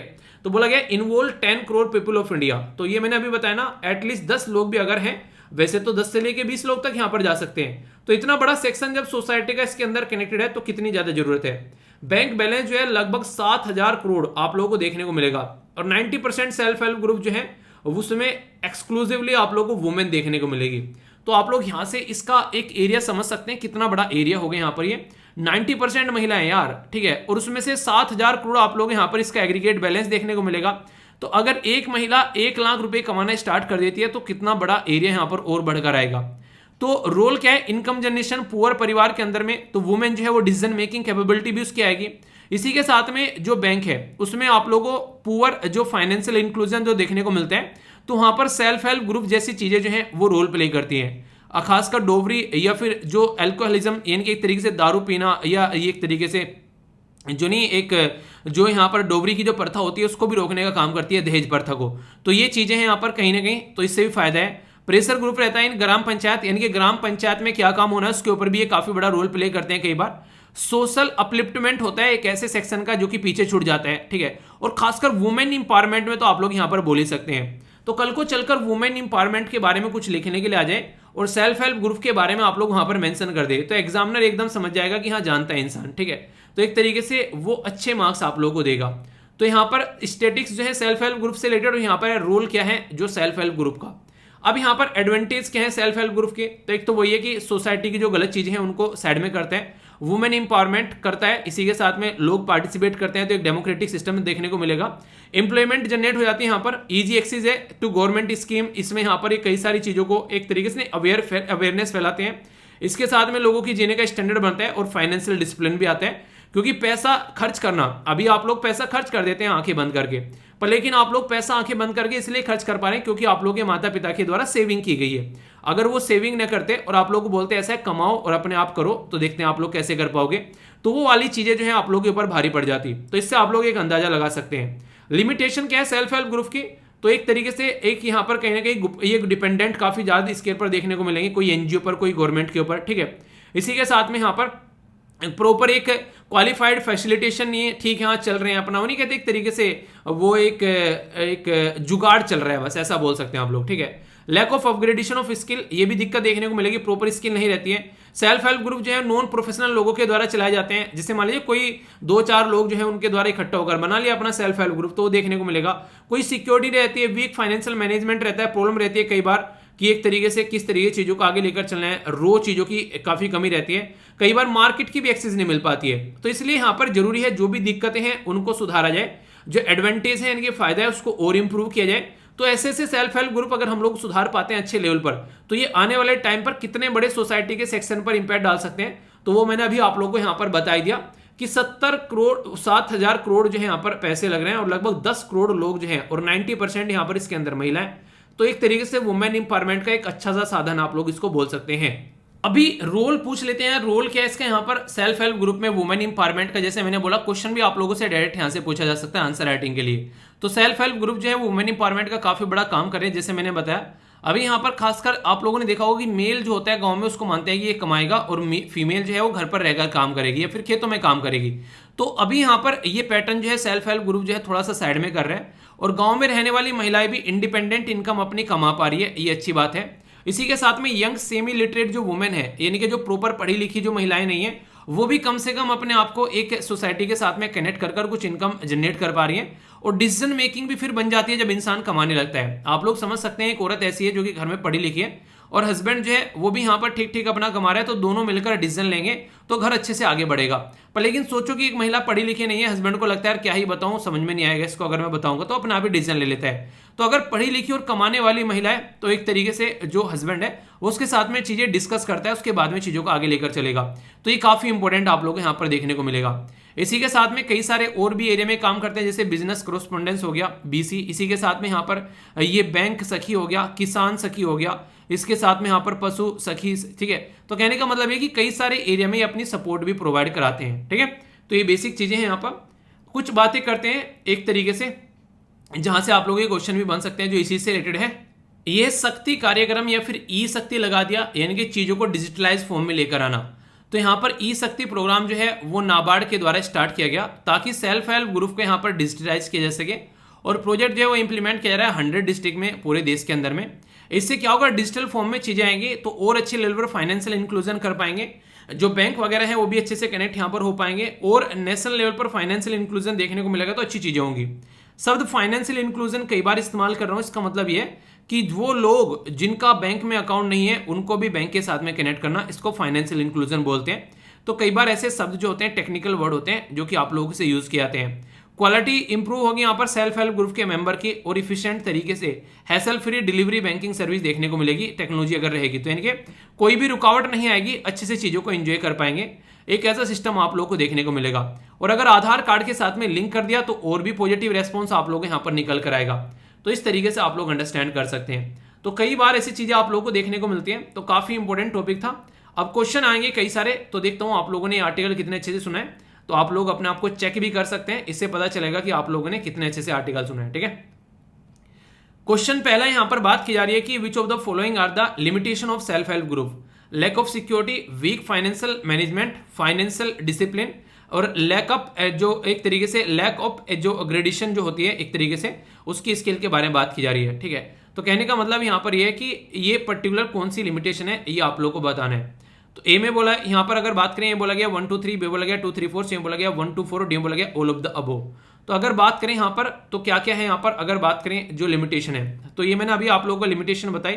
तो कौन कौन सी लिमिटेशन है आप लोग बताइए खुद, अच्छे से चेक कर लीजिए, आंसर आप लोगों को सी देखने को मिलेगा। ठीक है, आगे चलते हैं। यहाँ पर सेल्फ हेल्प ग्रुप के बारे में बोला गया, इंट्रोड्यूस किया गया 1992 में अंडर द नाबार्ड और आरबीआई के गाइडलाइन के तौर पर। पहली स्टेटमेंट है यहाँ पर। ठीक है, दूसरी में बोला गया कि सेल्फ हेल्प ग्रुप जो है एग्जिस्ट करते हैं विद और विदाउट द रजिस्ट्रेशन, यानी कि दोनों तरीके से ये हो सकते हैं, रजिस्टर किए हुए और बिना रजिस्टर किए हुए। बोला गया मोबिलाइज करते हैं सेविंग फ्रॉम द मेंबर्स और परफॉर्म करते हैं डेबिट और क्रेडिट दोनों फैसिलिटी जैसे बैंक में होती है। तो कौन सी स्टेटमेंट करेक्ट है? ए में बोला गया 1 and 2, बी में बोला गया 2 and 3, सी में बोला गया 1 and 3, डी में बोला गया ऑल ऑफ द अबोव। देखिए यार, मजा तभी है अगर आप लोग एक बार पढ़ लिया आर्टिकल, उसके बाद में क्वेश्चन के आंसर दे रहे हैं और इमीडिएटली आफ्टर आर्टिकल, तो आप लोग कम से कम एक्सपेक्ट करता हूं फिर तो क्वेश्चन के आंसर दोगे। तो सारे की सारी स्टेटमेंट मैंने आप लोगों को डिटेल में पढ़ाई यहाँ पर। तो आंसर क्या हो गया? आंसर आप लोग यहाँ पर इसका डी देखने को मिलेगा। ठीक है, नेक्स्ट यहाँ पर शक्ति प्रोग्राम के बारे में बात की जा रही है, तो इसके बारे में कौन सी स्टेटमेंट करेक्ट है? बोला गया इंटीग्रेटिंग सेल्फ हेल्प ग्रुप जो है with national financial inclusion agenda. दूसरा बोला गया improving the quality of interface between the self help group member और बैंकिंग जो efficiently hassle free delivery system provide कराया जा सके और फैसिलिटेट करना डिलीवरी सिस्टम आधार कार्ड के साथ में लिंक कर। तो करेक्ट स्टेटमेंट यहाँ पर बतानी है। तो ये भी एक आंसर ऐसा है जहां से पूरा टॉपिक कवर हो जा रहा है आप लोग यहाँ पर। तो क्या है सही? ए में बोला गया 1 2, बी में बोला गया 2 3, सी में बोला गया 1 3, डी में बोला गया ऑल ऑफ द अबोव। अच्छा, कौन ऐसा एसएलवी फैमिली मेंबर है जो कि पढ़ने के बाद में बिल्कुल सही करेक्ट आंसर दे रहा है? ठीक है, तो अगर आप लोग सही आंसर दे पा रहे हो तो अपनी पीठ थपथपा लेना, और सही आंसर नहीं दे पा रहे हो तो इसका मतलब है कि आप लोगों ने उतने इंटरेस्ट में लेक्चर नहीं सुना है जितने इंटरेस्ट में आप लोगों को सुनना था। ठीक है, तो आंसर यहाँ पर डी हो गया। ठीक है, तो ये 3 क्वेश्चन भी आप लोग हो गए, पूरा टॉपिक हो गया आप लोग का अच्छे से, और इसी के साथ में सारी चीजें आप लोगों को बता दी बैकग्राउंड इन्फॉर्मेशन के साथ में कि कैसे स्टेब्लिश किया गया, क्या क्या कल को लिखने के लिए आ जाए सेल्फ हेल्प ग्रुप के बारे में, तो एक अच्छा सा क्वेश्चन भी आप लोग यहाँ से आप लिख सकते हैं। एडवांटेज क्या है, लिमिटेशन क्या है, क्या क्या यहाँ पर चीजें जो आगे चल रही हैं, वुमेन का क्या रोल है, किसने लार्ज स्केल पर वुमेन इसके साथ में कनेक्टेड है, गवर्नमेंट का टारगेट क्या है, कब तक इसको बढ़ाना है। ठीक है, तो ये इस तरीके के काफी इंपॉर्टेंट क्वेश्चन बनते हैं। आई होप कि माइंड में क्लैरिटी आई होगी। फीडबैक जरूर देना, लाइक या डिसलाइक कर आप लोग बता सकते हैं कि कैसा लगा ये टॉपिक, और बाकी कुछ सजेशन हो तो वो भी जरूर बताइएगा। ठीक है, ये आर्टिकल काफ़ी इंपॉर्टेंट होगा, खासकर अगर मैं बात करूँ तो आप लोग अपने राज्य के साथ भी इसको कनेक्ट करके देख सकते हैं, क्योंकि मैक्सिमम राज्य यहाँ पर आप लोगों को कवर होते हुए नजर आएंगे कि कौन से राज्य में काम धंधा करना आसान है, यानी कि बिजनेस करना आसान है, उसके बारे में आप लोगों को पता चलेगा। कौन से राज्य ऐसे हैं जहाँ पर अभी ease of doing business ranking में उनकी जो रैंक है वो टॉप पर है, आखिर किसके द्वारा प्रस्तुत की जाती है, सारी बातें आप लोगों को बताऊंगा। काफ़ी इंटरेस्टिंग ये आप लोगों के लिए यहाँ से क्वेश्चन बन सकते हैं, करंट और स्टैटिक मिक्स कर यहाँ पर मैं डिस्कस करने वाला हूँ। और सबसे बड़ी बात ये भी है, आप लोग थोड़ा सा ये अंदाज़ा लगा पाएंगे यार, हम लोग इस पर्टिकुलर राज्य में आते हैं और ये पर्टिकुलर राज्य में जो है बिजनेस करना आसान है। सबसे पहले अगर बात करूँ, ये अभी न्यूज़ में किस लिए है, क्योंकि ministry of commerce and industry के द्वारा रिलीज की गई है ease of doing business ranking, यानी कि काम धंधा करना कितना आसान है, तो उसके बेस पर यहाँ पर ये पूरा एक रैंकिंग तैयार की जाती है। और ये बेसिकली आप लोगों को देखने को मिलेगा ईज ऑफ डूइंग बिजनेस जो है यहाँ पर ये यहाँ पर बेस्ड है बिजनेस रिफॉर्म एक्शन प्लान, यानी कि BRAP रिपोर्ट 2022, यानी कि बिजनेस रिफॉर्म, यानी कि एक तरीके से क्या क्या रिफॉर्म लेकर आए हैं जिससे कि बिजनेस करना आसान हो गया है। तो उसकी फाइंडिंग्स भी आप लोगों को देखने को मिलेगी, अलग अलग राज्य में क्या क्या चीजें हैं, आप लोग चीजों को अंडरस्टैंड भी कर पाएंगे, कौन सा राज्य कौन सी पोजीशन पर है, पहले आप लोग थोड़ा सा उसके बारे में समझ लीजिए। ये यहाँ पर इनको अलग अलग कैटेगरी में डिवाइड करते हैं जब हम लोग यहाँ पर ईज ऑफ डूइंग बिजनेस के बारे में बातें करते हैं। जैसे कि सबसे पहले टॉप अचीवर, जिनके द्वारा शानदार परफॉर्मेंस दी गई है, यानी कि जो मिल्खा सिंह की कैटेगरी में आते हैं, जिन्होंने ताबड़तोड़ तरीके से काम किया है। 7 राज्य आप लोगों को देखने को मिलेंगे, जिसमें Andhra Pradesh, Gujarat, Haryana, Karnataka, Punjab, Telangana, Tamil Nadu. Ease of doing business ranking में स्टेट और यूनियन टेरिटरी जो है ये यहाँ पर टॉप अचीवर है। इसके बाद में अचीवर है जिसमें हिमाचल प्रदेश, उत्तर प्रदेश, उड़ीसा और मध्य प्रदेश आप लोगों को देखने को मिलेंगे। नेक्स्ट कैटेगरी यहाँ पर इमर्जिंग बिजनेस इकोसिस्टम, यानी कि जहाँ पर अभी जो चीजें हैं आगे निकल कर आ रही है और आने वाले टाइम पे यहाँ पर शानदार परफॉर्मेंस देखने को मिल सकती है। मणिपुर, मेघालय, नागालैंड, त्रिपुरा, पुदुचेरी और जम्मू एंड कश्मीर, इसमें यहाँ पर काफ़ी इन्वेस्टमेंट किया गया। इवन अगर आप लोगों को पता हो जो बजट लाया गया था जम्मू एंड कश्मीर का, वो बिजनेस फ्रेंडली लाया गया यहाँ पर। और अभी एक काफ़ी बड़ा मुद्दा चल रहा है देश के अंदर में कि G20 की जो मीटिंग है वो भी इसी एरिया में कंडक्ट कराई जाए, जिसमें पाकिस्तान और चाइना जो है वो बिल्कुल हमारे अपोजिट में आगे खड़े हो गए हैं। तो ऐसे भी मुद्दे आप लोगों को देखने को मिलते हैं। नेक्स्ट यहाँ पर एक तरीके से एस्पायरर है, ये 7 राज्य देखने को मिलेंगे, गोवा, आसाम, केरला, राजस्थान, इसी के साथ में झारखंड, छत्तीसगढ़ और वेस्ट बंगाल। इन चारों कैटेगरी में से आप लोगों का राज्य जो है वो कौन सी कैटेगरी में है, ये आप लोग कमेंट बॉक्स में बताइए। तो ये बेसिक इन्फॉर्मेशन है जिसके बारे में आप लोग याद रख सकते हैं, ठीक है। अभी कुछ और बातें बताऊंगा, जैसे स्टेट ऑफ प्रोग्रेस। अगर इसके बारे में बात करें तो 7 अचीवर है, टॉप अचीवर, 6 अचीवर हैं, एस्पायर 7 और 11 जो है वो एमर्जिंग कैटेगरी में है। तो 31 स्टेट और जो यूनियन टेरिटरी है वो कैटेगराइज की गई है, ठीक है। तो ये काफ़ी इंपॉर्टेंट है यहाँ पर। स्टेट ऑफ प्रोग्रेस अगर रिफॉर्म के बारे में आप लोग बात करें तो ये अलग अलग तरीके से चीज़ों को प्रेजेंट किया गया है। तो ये आप लोगों के सामने स्टेट की प्रोग्रेस जो दिखाई जा रही है, क्या क्या रिफॉर्म यहाँ पर लाए जा रहे हैं। तो ये स्लाइड आप लोगों के लिए इसलिए डाली गई है ताकि अगर थोड़ा सा एक अंदाजा भी आप लोगों को रहे तो आप लोग चीज़ों को अंडरस्टैंड कर पाए, ठीक है। ये बेसिकली यहाँ पर दिखाया गया स्टेट ऑफ प्रोग्रेस। यहाँ पर अचीवर की कैटेगरी में स्टेट ऑफ टॉप जो अचीवर है उसकी कैटेगरी में यहाँ पर कौन कौन से राज्य आ रहे हैं, ठीक है। ये यहाँ पर इमर्जिंग कौन से हो गए, इसी के साथ में जो एस्पायरर हैं वो कौन कौन से हैं। तो ये आप लोगों के लिए इंपॉर्टेंट क्वेश्चन बन सकता है, ठीक है। अभी यहाँ पर थोड़ा सा बात करेंगे ईज ऑफ डूइंग बिजनेस, जो रैंकिंग है वो किस चीज़ से रिलेटेड है। अगर कोई भी राज्य ऐसा है जो कि अपने एरिया में क्या क्या चीज़ें करता है कि उसको बोलेंगे यार बिजनेस का फ्रेंडली है, यानी कि यहाँ पर जाकर आप लोग काम धंधा आसानी से कर सकते हैं, तो कौन सा राज्य होगा वो। तो सबसे पहले तो अगर बात करेंगे जो एक तरीके से कॉन्फिडेंस बूस्ट करें कि हाँ यार आप लोग बिजनेस करो, यहाँ पर आकर कोई भी आप लोगों के ऊपर जो है एक तरीके से ना प्रतिबंध नहीं लगाए जाएंगे। बिजनेस फ्रेंडली क्लाइमेट वहां पर देखने को मिला। ऐसा नहीं यहाँ पर बार बार जो है दंगे फसाद हो रहे हैं, इसकी वजह से पता चला इन्वेस्टमेंट किया और दुकान वहां पे खोल ही नहीं पा रहे हैं, तो गलत चीज आप लोगों को देखने को मिलेगी। तो बहुत सारी चीजें समझी जाती है। आप लोग देखते हैं ना जब भी देश के अंदर में कोई उल्टी सीधी घटना घटती है तो इन्वेस्टमेंट आना काफी कम हो जाता है। इसके बेसिस पर आप लोग कंडीशन देखने को मिलेगी। इसमें क्या क्या चीजें आप लोग काउंट कर सकते हैं, जैसे कंस्ट्रक्शन परमिट जो है वो आसानी से मिल जा रहा है। अगर कोई कंस्ट्रक्शन करना चाहता है, लेबर को लेके क्या क्या रेगुलेशन है, वहां पर प्रॉपर लेबर को उनकी कॉस्ट भी मिल पाती है या फिर वहां पर उनके लिए बेसिक मिनिमम आय का भी प्रोविजन है। इन्वायरमेंटल रजिस्ट्रेशन अगर बात करें, यहाँ पर अगर बात करें आप लोगों को पता होगा कि इन्वायरमेंट इम्पैक्ट असेसमेंट के बारे में बात करते हैं कि ये पर्टिकुलर इंडस्ट्री अगर यहाँ पर रहेगी तो इस एरिया में इन्वायरमेंट के ऊपर क्या इम्पैक्ट डालेगी उसका असेसमेंट किया जाता है, तभी यहाँ पर वो फैक्ट्री लगाने के बारे में आप लोगों को सर्टिफिकेशन दिया जाता है। इसी के साथ में इंफॉर्मेशन कितनी एक्सेस वहां पर हो पा रही है, अगर उनको कोई काम धंधा करना है तो उस एरिया की कुछ इंफॉर्मेशन, लैंड की अवेलेबिलिटी और सिंगल विंडो रजिस्ट्रेशन सिस्टम आप लोगों को यहाँ पर होना चाहिए। ऐसा नहीं कि एक कोई बिजनेस स्टार्ट करना चाह रहा है, दुनिया भर के एरिया में धक्के खाता घूम रहा है, तब जाकर वो अपना बिजनेस स्टार्ट कर पा रहा है। तो यानी कि बेसिक ढांचा ऐसा होना चाहिए ताकि इंसान अगर कुछ करना चाहे तो आसानी से कर पाए। ऐसा नहीं कि बस इधर उधर हो रही हैं चीजें और बस चल रही है दुनियादारी ऐसी। तो बेसिक रिक्वायरमेंट क्या रहती है, वो ये रहती है कि इंसान को आसानी रहे ये काम को करने में। ये बिल्कुल ऐसे ही है जैसे मान लीजिए आप लोग फॉर्म भरते हैं आज के डेट में, तो आप लोग फॉर्म भरने के लिए अगर बोला जाए कि पहले ऑनलाइन आप लोग को आधा फॉर्म सबमिट करना है, इसके बाद में बैंक में जाकर आप लोगों को पैसा ट्रांसफर करना है, इसके बाद में यूपीएससी बिल्डिंग में जाकर आप लोगों को फोटो चिपका के आना है और साइन करके आना है। तो इस तरीके से अगर आप लोगों को बोला जाए तो आप लोग बोलोगे यार ये क्या ड्रामा चल रहा है, ठीक है। और इवन आप लोगों को यूपीएससी की बिल्डिंग से जाके फॉर्म भी लेकर आना है, ऑनलाइन तो फॉर्म भी नहीं मिलेगा आप लोगों को। तो कई सारी ऐसी हरकतें अगर कर दी जाए तो ये बिल्कुल दिक्कतें हो जाएंगी, जबकि यूपीएससी का फॉर्म भरना जो होता है वो काफी आसान होता है। तो ईज ऑफ फॉर्म, जो फॉर्म भरना काफी ईज कर दिया स्टूडेंट के लिए। इवन एग्जामिनेशन हॉल में जाकर बैठोगे तो उसके ऊपर जो लिखना होता है यूपीएससी के जो सीट होती है उसमें भी काफी कम आप लोगों को चीजें लिखनी होती है एज कंपेयर टू दूसरे एग्जाम के बारे में बात करें। तो ये करना है कि आसान कर देना किसी चीज को ताकि ज्यादा दिक्कतें देखने को न मिले, और जहां पर ज्यादा दिक्कतें होती हैं वहीं पर करप्शन होता है क्योंकि लोगों को समझ में नहीं आता है और लोग जो है पैसे देकर उस काम को करवाने की कोशिश करते हैं। आप लोग क्या राय इसमें, सही या फिर गलत। नेक्स्ट यहाँ पर मैंने आप लोगों से बात की है बिजनेस रिफॉर्म एक्शन प्लान के बारे में, जिसको BRAP आप लोग बोलते हैं। तो ये लॉन्च किया गया 2015 में और बेसिक पर्पज ये था कि हमारे देश के अंदर में जो भी राज्य हैं, देखिए अगर आप लोग एक बच्चे को बोले बहुत अच्छा पढ़ रहा है, दूसरा बच्चा बोले यार तुम भी अच्छा करो थोड़ा सा और मेहनत करो, तीसरे को बोले वाह यार ये दोनों आगे निकल गए तुम पीछे रह गए थोड़ी सी और मेहनत करो, तो लोगों के बीच में कंपटीशन हो जाता है। अच्छा यार ये अच्छा कर रहा है इसके हिसाब से काम कर लेते हैं। तो वो वाली चीजें जब राज्य के बीच में होने लगती है तो कंपटीशन आने लगता है, अपनी ओर को खींचेंगे इन्वेस्टमेंट, दूसरा अपनी ओर को खींचेगा, उतनी ज्यादा प्रोस्पेरिटी वहां पर बढ़ेगी। तो इसी तरीके से आप लोग देखते हैं मुंबई हो गया, केरला, तमिलनाडु, महाराष्ट्र, इनमें इन्वेस्टमेंट जो है आसानी से होता है। जैसे गुजरात हो गया, इन्वेस्टमेंट फ्रेंडली राज्य बोला जाता है। दिल्ली अभी इन्वेस्टमेंट फ्रेंडली बनाया जा रहा है अरविंद केजरीवाल साहब के द्वारा। तो ये सारी चीजें तो एक तरीके से यहाँ पर इंक्रीज किया जाता है, हेल्दी कंपटीशन देखने को मिलता है। तो उसके चलते यहाँ पर इन्वेस्टमेंट आता है, इंक्रीज होता है ईज ऑफ डूइंग बिजनेस। तो department of promotion of industry and internal जो ट्रेड है उसके द्वारा यहाँ पर अगर बात करें 2014 से यहाँ पर असाइन किया गया यूटीज को और स्टेट को कि उनकी परफॉर्मेंस के बेस पर देखा जाए कि यहाँ पर किस तरीके की एक्सरसाइज चल रही है बिजनेस रिफॉर्म एक्शन प्लान के हिसाब से। ठीक है, तो ये इंपॉर्टेंट क्वेश्चन आप लोगों से यहाँ से भी बन सकता है।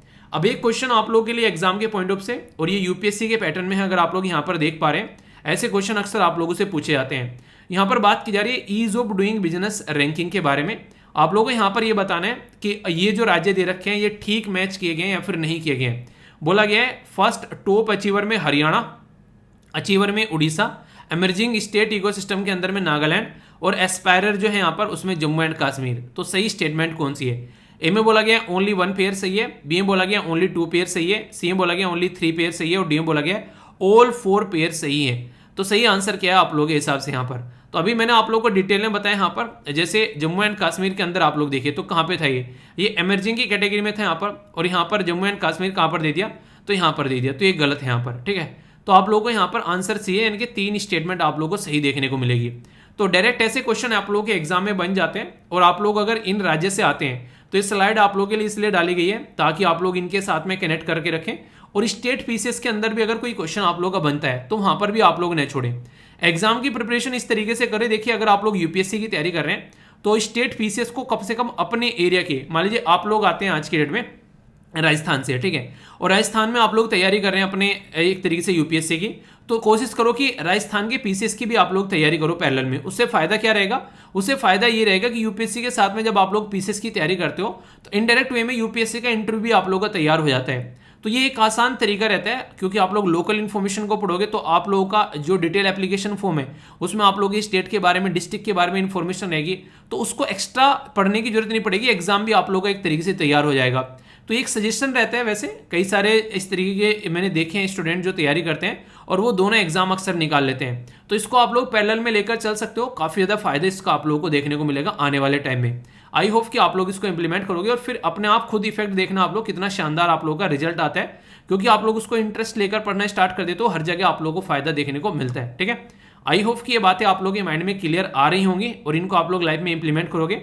फीडबैक जरूर दिया करो, लाइक या डिसलाइक करके बता सकते हो वीडियो को, 1 सेकंड लगती है, इससे मुझे पता चलता रहता है कि टॉपिक कैसा चल रहा है आप लोगों के लिए। ठीक है, इंपॉर्टेंट न्यूज है यहाँ पर, जीएस पेपर 2 के अंदर आप लोग इसको कनेक्ट कर सकते हैं। गवर्नमेंट पॉलिसीज और इंटरवेंशन जो होते हैं यहाँ पर काफी इंपॉर्टेंट है यहाँ पर, और खासकर जब सुप्रीम कोर्ट पिक्चर में आ जाए तो बात ही कुछ और बन जाती है। उन्हें कहते हैं कि नहले पे दहला हो जाता है, और सुप्रीम कोर्ट ने यहाँ पर ये चीजें जब एनालिसिस करी तो यहाँ पर ये खतरनाक माहौल क्रिएट कर रही है। तो ये जो आर्टिकल है, हालांकि इंडियन एक्सप्रेस के अंदर भी कवर किया गया, हिंदू के अंदर भी कवर किया गया, तो काफी इंपॉर्टेंट आर्टिकल यहाँ पर ये बन गया। अभी यहाँ पर आप लोगों के सामने जो पिक्चर है, ये पिक्चर क्या दिखा रही है भाई साहब? सबके चेहरों पर स्माइल है, क्यों? क्योंकि फ्री का माल मिल रहा है। ठीक है, आप लोगों को इंटरेस्टिंग लगना, ये शब्द फ्री का माल मिल रहा है, फ्री का माल मिल रहा है। फ्री का माल यानी कि एफएम, फ्री का माल नहीं है भाई साहब, ये रियलिटी में आप लोगों के द्वारा दिया गया पैसा है। आप लोग बोलोगे हमने कहां पैसा दे दिया, ये तो फ्री के टीवी मिल रहे हैं। आज की डेट में अगर आप लोग जाते हो ना कहीं पर, इवन आप लोग कोई, मैं बोलूं क्या बोलूं, छोटा सा सबसे साधारण सा उदाहरण लेते हैं। आप लोग मोटरसाइकिल यूज करते हैं, आप लोग गाड़ी यूज करते हैं, उसमें पेट्रोल भी अगर आप लोग भराते हैं ना, 100 रुपए का अगर पेट्रोल है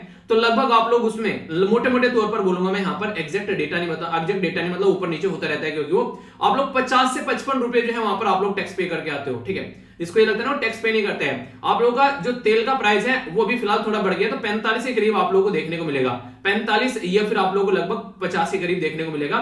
टोटल 50% यानी कि आधा आप लोग टैक्स पे करके आते हैं भाई साहब, ये आप लोग समझिए। आप लोग आज की डेट में अगर कोई भी, जैसे कि कोई सिगरेट वगैरह पीने का शौकीन है यहाँ पर, वो मैक्सिमम टैक्स पे करते हैं उसके ऊपर भाई साहब, एक सिगरेट के ऊपर। इवन आप लोग रेस्टोरेंट में खाना खाने जाते हैं ना, आप लोग की प्लेट पर लिखा रहता है कि 10% स्टेट का और 10% सेंटर का। ठीक है, तो 20% आप लोगों से वहां पर कट कर लेता है, आप लोगों की थाली में से काट लिया जाता है। ठीक है, आप लोग आज के टाइम मोबाइल रिचार्ज करवाते हैं ना, उसमें से आप लोग कट हो जाते हैं। तो इससे आप लोग समझ पाएंगे, जिसको आप लोग ने फ्री में दे रहा है तो भाई साहब उनके पास में कोई अलादीन का चिराग नहीं है, वो आप लोगों को फ्री में बांटेंगे। वो एक्चुअल में आप लोगों का पैसा ही बेसिकली आप लोगों को दे रहे हैं, पर लेकिन देने का तरीका बड़ा गलत है। आप लोगों का पैसा ही आप लोगों को देने का तरीका मतलब ये हो गया, आप लोगों की वोट खरीद रहे हैं आप लोगों के पैसे से। तो बिल्कुल हमारी पॉलिटिकल पार्टी को आप लोग चाइना के साथ में कंपेयर कर सकते हो। जैसे चाइना करता है, चाइना क्या करता है, चाइना ने बोला बेसिकली हमारे देश को भी बोला, और अब मैं आप लोगों को एक नया सा उदाहरण दूंगा, प्यारा सा उदाहरण जो मुझे काफी इंटरेस्टिंग लगा। भूटान के साथ में चाइना के द्वारा हरकत की गई। तो यहाँ पर आप लोगों को देखने को मिलेगा डोकलाम वाला सेक्टर था यहाँ पर भूटान का, चुंबे वैली के पास में, और यहाँ पर एक पर्टिकुलर एरिया था। तो पहले चाइना ने क्या किया, पहले चाइना ने ये एरिया हथियार लिया और फिर यहाँ पर आकर हरकतें करने लगा डोकलाम वाले एरिया में। तो फिर भूटान को ये कह रहा है कि ये वाला एरिया मैं तुझे दे दूंगा, ये वाला एरिया तू मुझे दे दे, समझ लो, उसी के एरिया के साथ में उसी की बार्गेनिंग चल रही है, ठीक है। जैसे हमको बोलने लगे कि हमको यहाँ पर ये वाला पोर्शन जम्मू एंड कश्मीर वाला हमको दे दो, अरुणाचल प्रदेश हम तुमको दे देंगे। मैंने कहा मारेंगे बेटा पकड़ के तुमको, ठीक है। तो चाइना की हरकतें आप लोग देख सकते हो। तो वही हरकतें हमारे पॉलिटिशियन करते हुए नजर आते हैं। हमारे ही टैक्स की मनी हम ही को बेचकर हम ही से वोट खरीद रहे हैं। तो इसको कहते हैं समझदार इंसान। और हम क्या हो गए, हम हो गए दर बेवकूफ इंसान। और हम लोग खुशी खुशी में वाह हमको लैपटॉप मिल रहे हैं, वाह हम लोग को जूसर ग्राइंडर मिल रहे हैं। तो ये सारी चीजें आप लोग यहाँ पर देखने को मिलती हैं। तो जो शब्द है यहाँ पर फ्री बीज, ये काफी ज्यादा खतरनाक है। कहने के लिए फ्री है, आप लोगों ने देखा होगा अरविंद केजरीवाल जी साहब कह रहे हैं कि फ्री आप लोगों को इलेक्ट्रिसिटी प्रोवाइड करा दूंगा, फ्री पानी प्रोवाइड करा दूंगा, ठीक है। कुछ दिनों पहले ऐसे ही कई सारे पॉलिटिकल पार्टी ने बोला था। देखिए किसी भी पॉलिटिकल पार्टी का नाम ले रहा हूं तो वो इसलिए ले रहा हूं ताकि आप लोग उसके साथ में कोरिलेट कर सके। मैं किसी का दोस्त और किसी का दुश्मन नहीं हूं, मैं जस्ट एक टीचर हूं, और एज ए टीचर के पॉइंट ऑफ से मैं आप लोगों को एक सब्जेक्ट पढ़ाने की कोशिश कर रहा हूं। ये मत सोचना कि मैं किस पॉलिटिकल पार्टी को बदनाम कर रहा हूं या फिर किसके बारे में बोल रहा हूं। कोई पॉलिटिकल पार्टी दूध की धूली नहीं है। सारी पॉलिटिकल पार्टी जो है वो हरकतें करती हैं, कुछ जीतने से पहले हरकतें करती हैं, कुछ जीतने के बाद में करती हैं, ठीक है। वो आप लोग सारे जानते हैं, समझदार हैं, यूपीएससी की तैयारी कर रहे हैं, आप लोग का पाला पड़ेगा इन लोगों से, ठीक है। तो फ्रीबीज में क्या क्या होता है, बेसिकली आप लोग वाटर सप्लाई हो गया, इलेक्ट्रिसिटी हो गया, किसी को मंथली अलाउंस दे दिया, ठीक है। इसी के साथ में किसी को लैपटॉप दे दिया, किसी को स्मार्टफोन दे दिया, ठीक है। तो कहने का मतलब यहाँ पे इनडायरेक्ट वे में आप लोग अपनी वोट बेच रहे हो अगर इस तरीके के इंसान को यहाँ पर आप लोग वोट देते हो तो मुद्दा क्या बन गया यहाँ पर, अब आप लोग ये समझिए।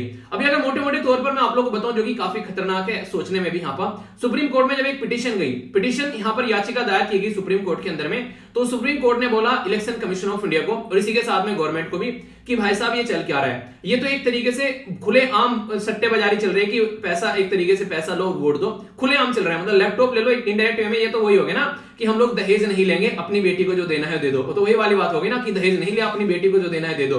तो हम लोग डायरेक्ट आप लोगों को पैसा नहीं देंगे भाई साहब, हम लोग मोबाइल देंगे, हम लोग आप लोगों को मतलब प्रेशर कुकर देंगे, हम लोग आप लोगों को ना आज की डेट में सर्दियों में जरूरत पड़ेगी आप लोगों को, हम लोग हीटर देंगे, ठीक है। तो ये हरकतें आप लोग यहाँ पर समझ सकते हैं। तो सुप्रीम कोर्ट ने बोला, पहले भी सुप्रीम कोर्ट ने बोला था हालांकि, पर सुप्रीम कोर्ट ने थोड़ा सा डिटेल में बोला, अच्छे से थोड़ा मजा लेकर बोला। तो क्या बोला सुप्रीम कोर्ट ने यहाँ पर ये बोला कि आज की डेट में अगर हम लोग देखते हैं हमारी कंट्री में एक पर्टिकुलर रूल है जिसको बोलते हैं इलेक्शन सिंबल, और यहाँ पर डी रजिस्टर ए पॉलिटिकल पार्टी। तो यहाँ पर बोला गया कि अगर कोई ऐसी हरकतें करता है, इरेशनल तरीके की कोई यहाँ पर ऐसी मांगे बोलता है कि मैं आप लोगों को आते ही यहाँ पर चांद पर पहुंचा दूंगा, और इस तरीके के सपने दिखाता है कि आओ चांद के पार चलें और यहाँ पर आप लोगों को दुनिया भर का पैसा मिलेगा और ये होगा, बल्ले बल्ले हो जाएगी, दुनिया भर की नौकरी मिल जाएगी। तो ये ऐसी चीजें हैं जिनको कोई पूरा ही नहीं कर सकता है। तो जब कोई पूरा ही नहीं कर सकता है तो यहाँ पर ऐसी बातें बोलना क्यों, पहली बात। और दूसरी बात यहाँ पर यह है कि आज की डेट में आप लोग ऐसी बातें बोल भी कैसे सकते हैं। आप लोग बोलेंगे ऐसा क्यों नहीं बोल सकते भाई, ये तो बताओ। अभी मैं वही बात बताने वाला हूं आप लोगों को। यहाँ पर जो पिटीशन गई उसने ये बोला यहाँ पर कि ये काफी बड़ी थ्रेट है यहाँ पर हमारी कंट्री में डेमोक्रेटिक वैल्यू को। क्यों?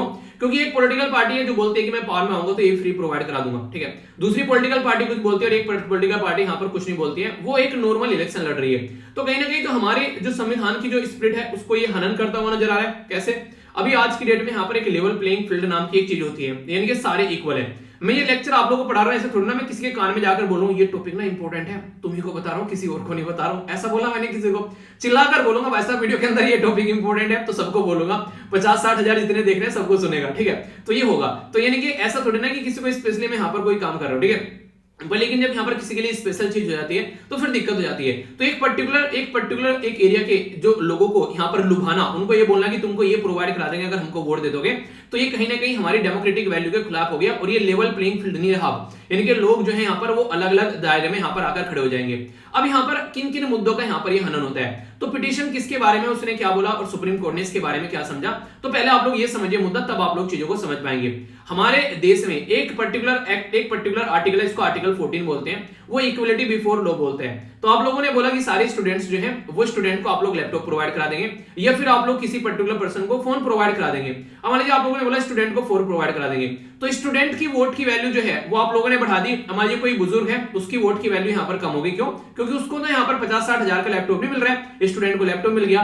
तो ये इक्वलिटी नहीं रही एक तरीके से, आप लोग देख सकते हैं। तो वोट की वैल्यू में डिफरेंस क्रिएट कर दिया आप लोगों ने ऐसी बातें बोलकर कि हाँ स्टूडेंट को ये काम करेंगे। महिलाओं को हम लोग क्या करेंगे, 5,000 रुपए महीना देंगे, मतलब महिलाओं को 5,000 रुपए महीना देंगे।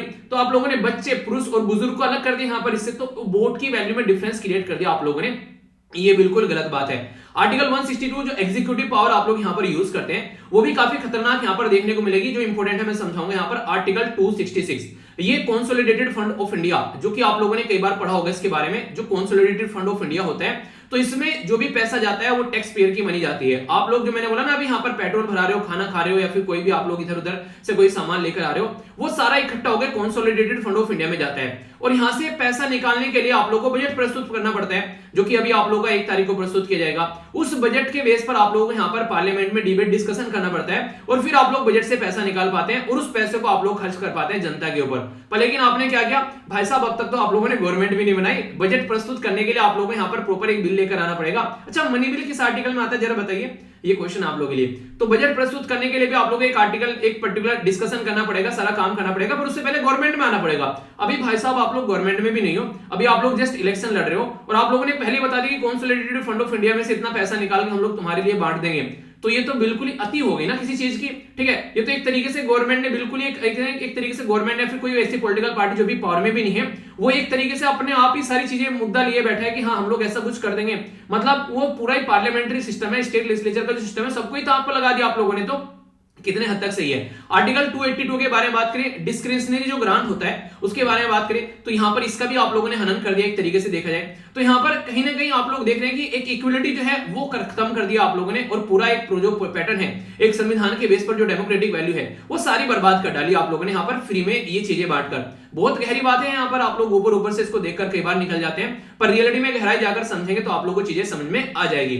अभी सुप्रीम कोर्ट के बारे में बात करते हैं, तो सुप्रीम कोर्ट भैया समझते हैं सारी बातें, सुप्रीम कोर्ट तो सबके चचा है, तो सुप्रीम कोर्ट जानते हैं कौन कौन कहां पर कितना समझदार क्या क्या बातें बोल रहे हैं, क्योंकि वहां पर जो जज होते हैं मुझे हुए खिलाड़ी होते हैं। तो जज ने बोला, बेसिकली जजों ने बोला कि भाई साहब देखो, यूनियन यानी कि गवर्नमेंट, देखो यार तुम भी खिलाड़ी हम भी खिलाड़ी, ठीक है, तो एक खिलाड़ी दूसरे खिलाड़ी की आंखों में धूल नहीं झोंकेगा, तो भाई साहब एक कानून बनाकर लेकर आओ, अगर कल को कोई ऐसी हरकतें करता है तो उसको कुछ इलाज बांधा जाए। और एक जो यहाँ पर इलेक्शन कमीशन ऑफ इंडिया है उसको भी बोला कि आप लोग जो election symbol reservation and allotment जो ऑर्डर है 1968 का, ये इंपॉर्टेंट है, याद रखिएगा, इसको बोलते हैं इलेक्शन सिंबल रिजर्वेशन। यानी कि जो इलेक्शन सिंबल होता है आप लोगों ने देखा ना, कांग्रेस का हाथ हो गया, बीजेपी का बेसिकली कमल हो गया, आम आदमी की झाड़ू हो गई, ठीक है, इस तरीके से। तो ये सारी चीजें ये सिंबल है बेसिकली, तो इलेक्शन सिंबल यहां पर अलॉट किया था इलेक्शन कमीशन ऑफ इंडिया के द्वारा। अब मुद्दा यहां पर ये बन गया कि कल को चलकर अगर कोई ऐसी हरकतें करता हुआ पाया जाता है, आउट ऑफ द बॉक्स जाकर अपनी औकात से बाहर जाकर ऐसी हरकतें करते हैं, तो भाई साहब उसका सिंबल जो है और उसकी पॉलिटिकल पार्टी जो है उसको डी रजिस्टर कर दो, उनको घर का रास्ता दिखा दो। तो यहां पर बोला गया कि अगर कोई ऐसी कोई भी हरकतें करता है, यहां पर इस तरीके फ्री में इस तरीके से चीजें दे दूंगा जो कि इरेशनल है बिल्कुल, तो ऐसी चीजें नहीं होनी चाहिए। आप लोगों का क्या राय है इसके बारे में, यस या फिर नो, आप लोग इसके बारे में सोचिए 1 मिनट के लिए, और फिर आप लोग अपनी राय बताएं कि आप लोग इसके बारे में क्या सोचते हैं, क्योंकि ये बहुत ही ज्यादा एक खतरनाक चीज हो जाती है। और सबसे बड़ी बात है, कई सारे राज्य बोलते हैं कि हम लोग क्या कर देंगे, किसानों का लोन माफ कर देंगे। भैया खुश हो गए किसान, वो क्या करते हैं कि हमारा लोन माफ कर दिया। अब ये नहीं देख रहे कि आप लोगों को प्रॉपर टाइम पे इलेक्ट्रिसिटी मिल रही है, आप लोग जो प्रोडक्ट बेच रहे हैं, अपना जो मेहनत करके खेतों में सामान उगा रहे हैं, उसका भाव आप लोगों ने मिल रहा है। अगर आप लोगों को अपना माल जो है वो ले जाकर यहाँ से घर से ले जाकर आप लोगों को बेसिकली मार्केट तक लेकर जाना है, तो सड़क इतनी घटिया है कि उसमें दुनिया भर के गड्ढे हैं, उसमें कई बार आदमी जो है उनकी मरकर जान चली जाती है, ठीक है। तो ये सारी चीजें लोग क्या कहते हैं, फ्री के माल के चक्कर में क्या करते हैं, अपनी जिंदगी बर्बाद करके बैठ जाते हैं, फिर गाना गाते हैं जिंदगी बर्बाद हो गया, हमको पता ही नहीं था ये इंसान ऐसा निकलेगा, हमने सोचा ही नहीं था, ठीक है। तो सारे गाने गाने का कोई मतलब नहीं बनता है फिर। तो कंडीशन क्या बन गई, कंडीशन सीधी सीधी ये बन गई, अगर आप लोग इस तरीके से सोच के चलते हैं कि सर्विस चाहिए भाई साहब, एजुकेशन चाहिए भाई साहब, हेल्थ चाहिए भाई साहब, एम्प्लॉयमेंट चाहिए भाई साहब, नहीं हमको तो पैसा चाहिए, हमारा लोन माफ कर दो, तो वो वाली चीजें क्या होगी, वो एक तरीके से घटिया चीजें होगी यहाँ पर। और पॉलिटिशियन क्या करते हैं, उनको तो फायदा रहता है इस चीज में, कुछ करना ही नहीं है भाई साहब, इनको इन्हीं का पैसा देकर इनकी वोट लेकर मजे हमको करने हैं, तो ये वाली चीज देखने को मिलेगी।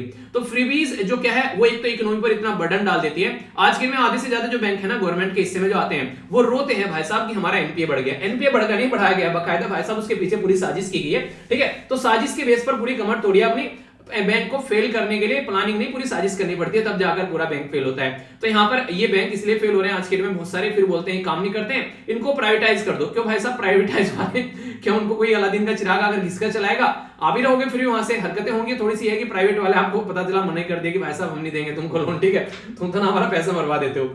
आगे बात करें यहाँ पर against free and fair election, तो लेवल प्लेइंग फील्ड लोगों को मिल ही नहीं पाता है यहाँ पर। अगर आप लोग बात करें इसके बारे में, जो कि यहाँ पर ताकतवर है, जिसके पास है पैसा है, वो यहाँ पर वोट खरीद कर ले गया इनडायरेक्ट वे में, तो ये बोल दिया हम लोगों ने। अब कोई इंसान बोले आकर के हेल्थ अच्छी करेंगे, एजुकेशन अच्छा करेंगे, भाई साहब रोड अच्छी बनाएंगे और यहाँ पर महिलाओं या लड़कियों की सुरक्षा के बारे में बात करेंगे, कोई बोले कि यहाँ पर आकर 30% रिजर्वेशन महिलाओं को देंगे पार्लियामेंट में, स्टेट लेजिस्लेचर में, तो मजा आए कुछ सुनने में, हाँ कुछ अच्छी बातें कर रहे हैं, पर लेकिन वो बातें कोई नहीं बोलेगा। भाई साहब ऐसा है, मुंह से निकलवा दो कोई, भाई साहब टेप लग जाती है मुंह पर, तो उनको पता है कि ऐसी बातें बोलनी नहीं है, इनको कोई सुनने के लिए तैयार ही नहीं है। एक्चुअल में पॉलिटिशियन समझदार है, ठीक है, उनको पता है कि जो सुनना चाहते हैं वो सुनो और मजे लेकर जाओ, ये आप लोगों को देखने को मिलेगा। मैं आप लोग कई बार सुना देता हूँ, कई सारे बच्चों को बुरा लग जाता है कि सर कैसी कैसी बातें बोल देते हैं, ठीक है, मैं कई बार मैं बोलता थोड़ा सा टाइट होकर, मुझे गुस्सा आ जाता है, मैंने कहा क्या कर रहे हो, सो रहे हो, अब तक उठे नहीं हो, उठ जाना चाहिए आपको, जिंदगी बर्बाद कर रहे हो, ऐसे कुछ नहीं होने वाला है। तो कई सारे ऐसे टाइट सब जब बोल देता हूं तो कई सारे बोलते हैं कि सर ऐसा लग रहा है किसी को गुस्सा उतार रहे हैं। अरे भाई साहब मेरे क्या आप लोगों से लड़ाई हो रखी है, कहीं लड़कर आया मैं गुस्सा उतारूंगा?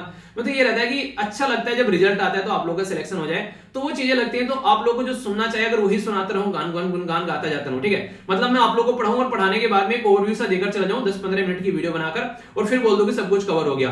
तो अगर वो वाली मजे लेना है तो फिर वो वाली मजे लेते रहो, और मैं आप लोगों को स्टैटिक और करंट प्रॉपर डिटेल में सारी चीजें बता रहा हूं, एक तरीके से सारा बैकग्राउंड इंफॉर्मेशन के साथ में, एक वो वाली चीजें, ठीक है, तो थोड़ा वो नहीं कहते थोड़ा सा बड़ा होगा, पर लेकिन आप लोगों को डिटेल में सारी इंफॉर्मेशन मिल जाएगी। इसी के चलते कई सारे रोते रहते हैं, इतना बड़ा लेक्चर बना दिया सर। अरे भाई साहब नहीं पढ़ना है तो मत पढ़ो यार, इस पीडीएफ देख लो जाकर, पीडीएफ से काम चल जाएगा आप लोगों का, क्यों लेक्चर देख रहे हो, क्यों टाइम वेस्ट कर रहे हो अपना, मतलब लेक्चर में ही टाइम बचाना है, ठीक है, लेक्चर भी 15 मिनट का ही चाहिए, ठीक है, सारी चीजें, मूवी नहीं देखते 15 मिनट की, उसको बोलो कि 15 मिनट की चाहिए, फिर तो होता पुष्पा राज वो वाली चीजें पूरी चाहिए आप लोगों को, ठीक है। तो यहाँ पर यही बातें हैं, तो एक इक्वलिटी वाला लोग भी खराब कर दिए यहाँ पर, तो बहुत सारे ऐसे चैलेंज हैं यहाँ पर, और कहीं ना कहीं ये काफी ज्यादा खतरनाक माहौल भी क्रिएट कर देते हैं देश के अंदर में, अगर इनको हम लोग ढंग से अंडरस्टैंड करें तो हम लोगों को ये चीजें समझनी है। यहाँ पर आज की डेट में क्या करना चाहिए, एक प्रॉपर पॉलिसीज लेकर आनी चाहिए ताकि इन चीजों को रोका जा सके, ठीक है, डिमांड के बेस पर यहाँ पर काम ऐसा करना चाहिए कि लोगों को इंपावर करे, ऐसा नहीं कि आप लोग उनको मछली पकड़ कर दे रहे हैं कि लो मछली पकड़ो, उनको मछली पकड़ना सिखाओ ना, उनके पैरों पर खड़ा करो उनको,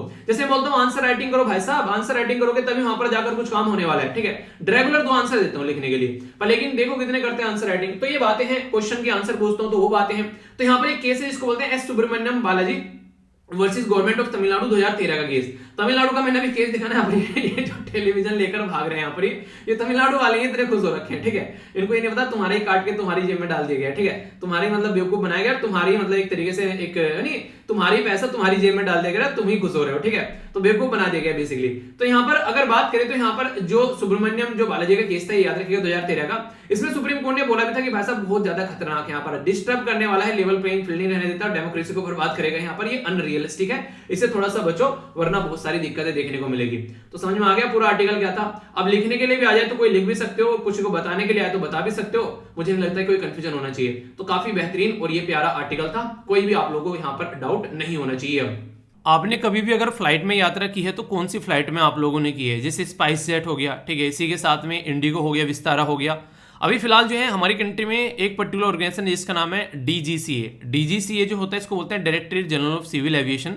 इसके द्वारा जो स्पाइस जेट है उसकी खिंचाई की है, क्योंकि यहाँ पर अभी कई सारे ऐसे इंसिडेंट देखने को मिले पिछले 2 महीनों में, जिसकी वजह से पुअर मेंटेनेंस और एक तरीके से जो वेंडर हैं उनको भी फेलियर है पे करने में, इनकी खस्ता हालत है। और वैसे ये जो है फ्लाइट के टिकट जो है वो काफ़ी सस्ते रखते हैं, तो यहाँ पर आप लोग समझ सकते हैं। तो इसका मतलब यहाँ पर दिक्कतें देखने को मिल रही हैं, और ऐसा नहीं है कि इसी के अंदर दिक्कत है, इंडिगो के अंदर, विस्तारा, ये भी कई सारी अभी रिसेंटली अपनी दिक्कतें जो है इनके सामने निकल कर आई।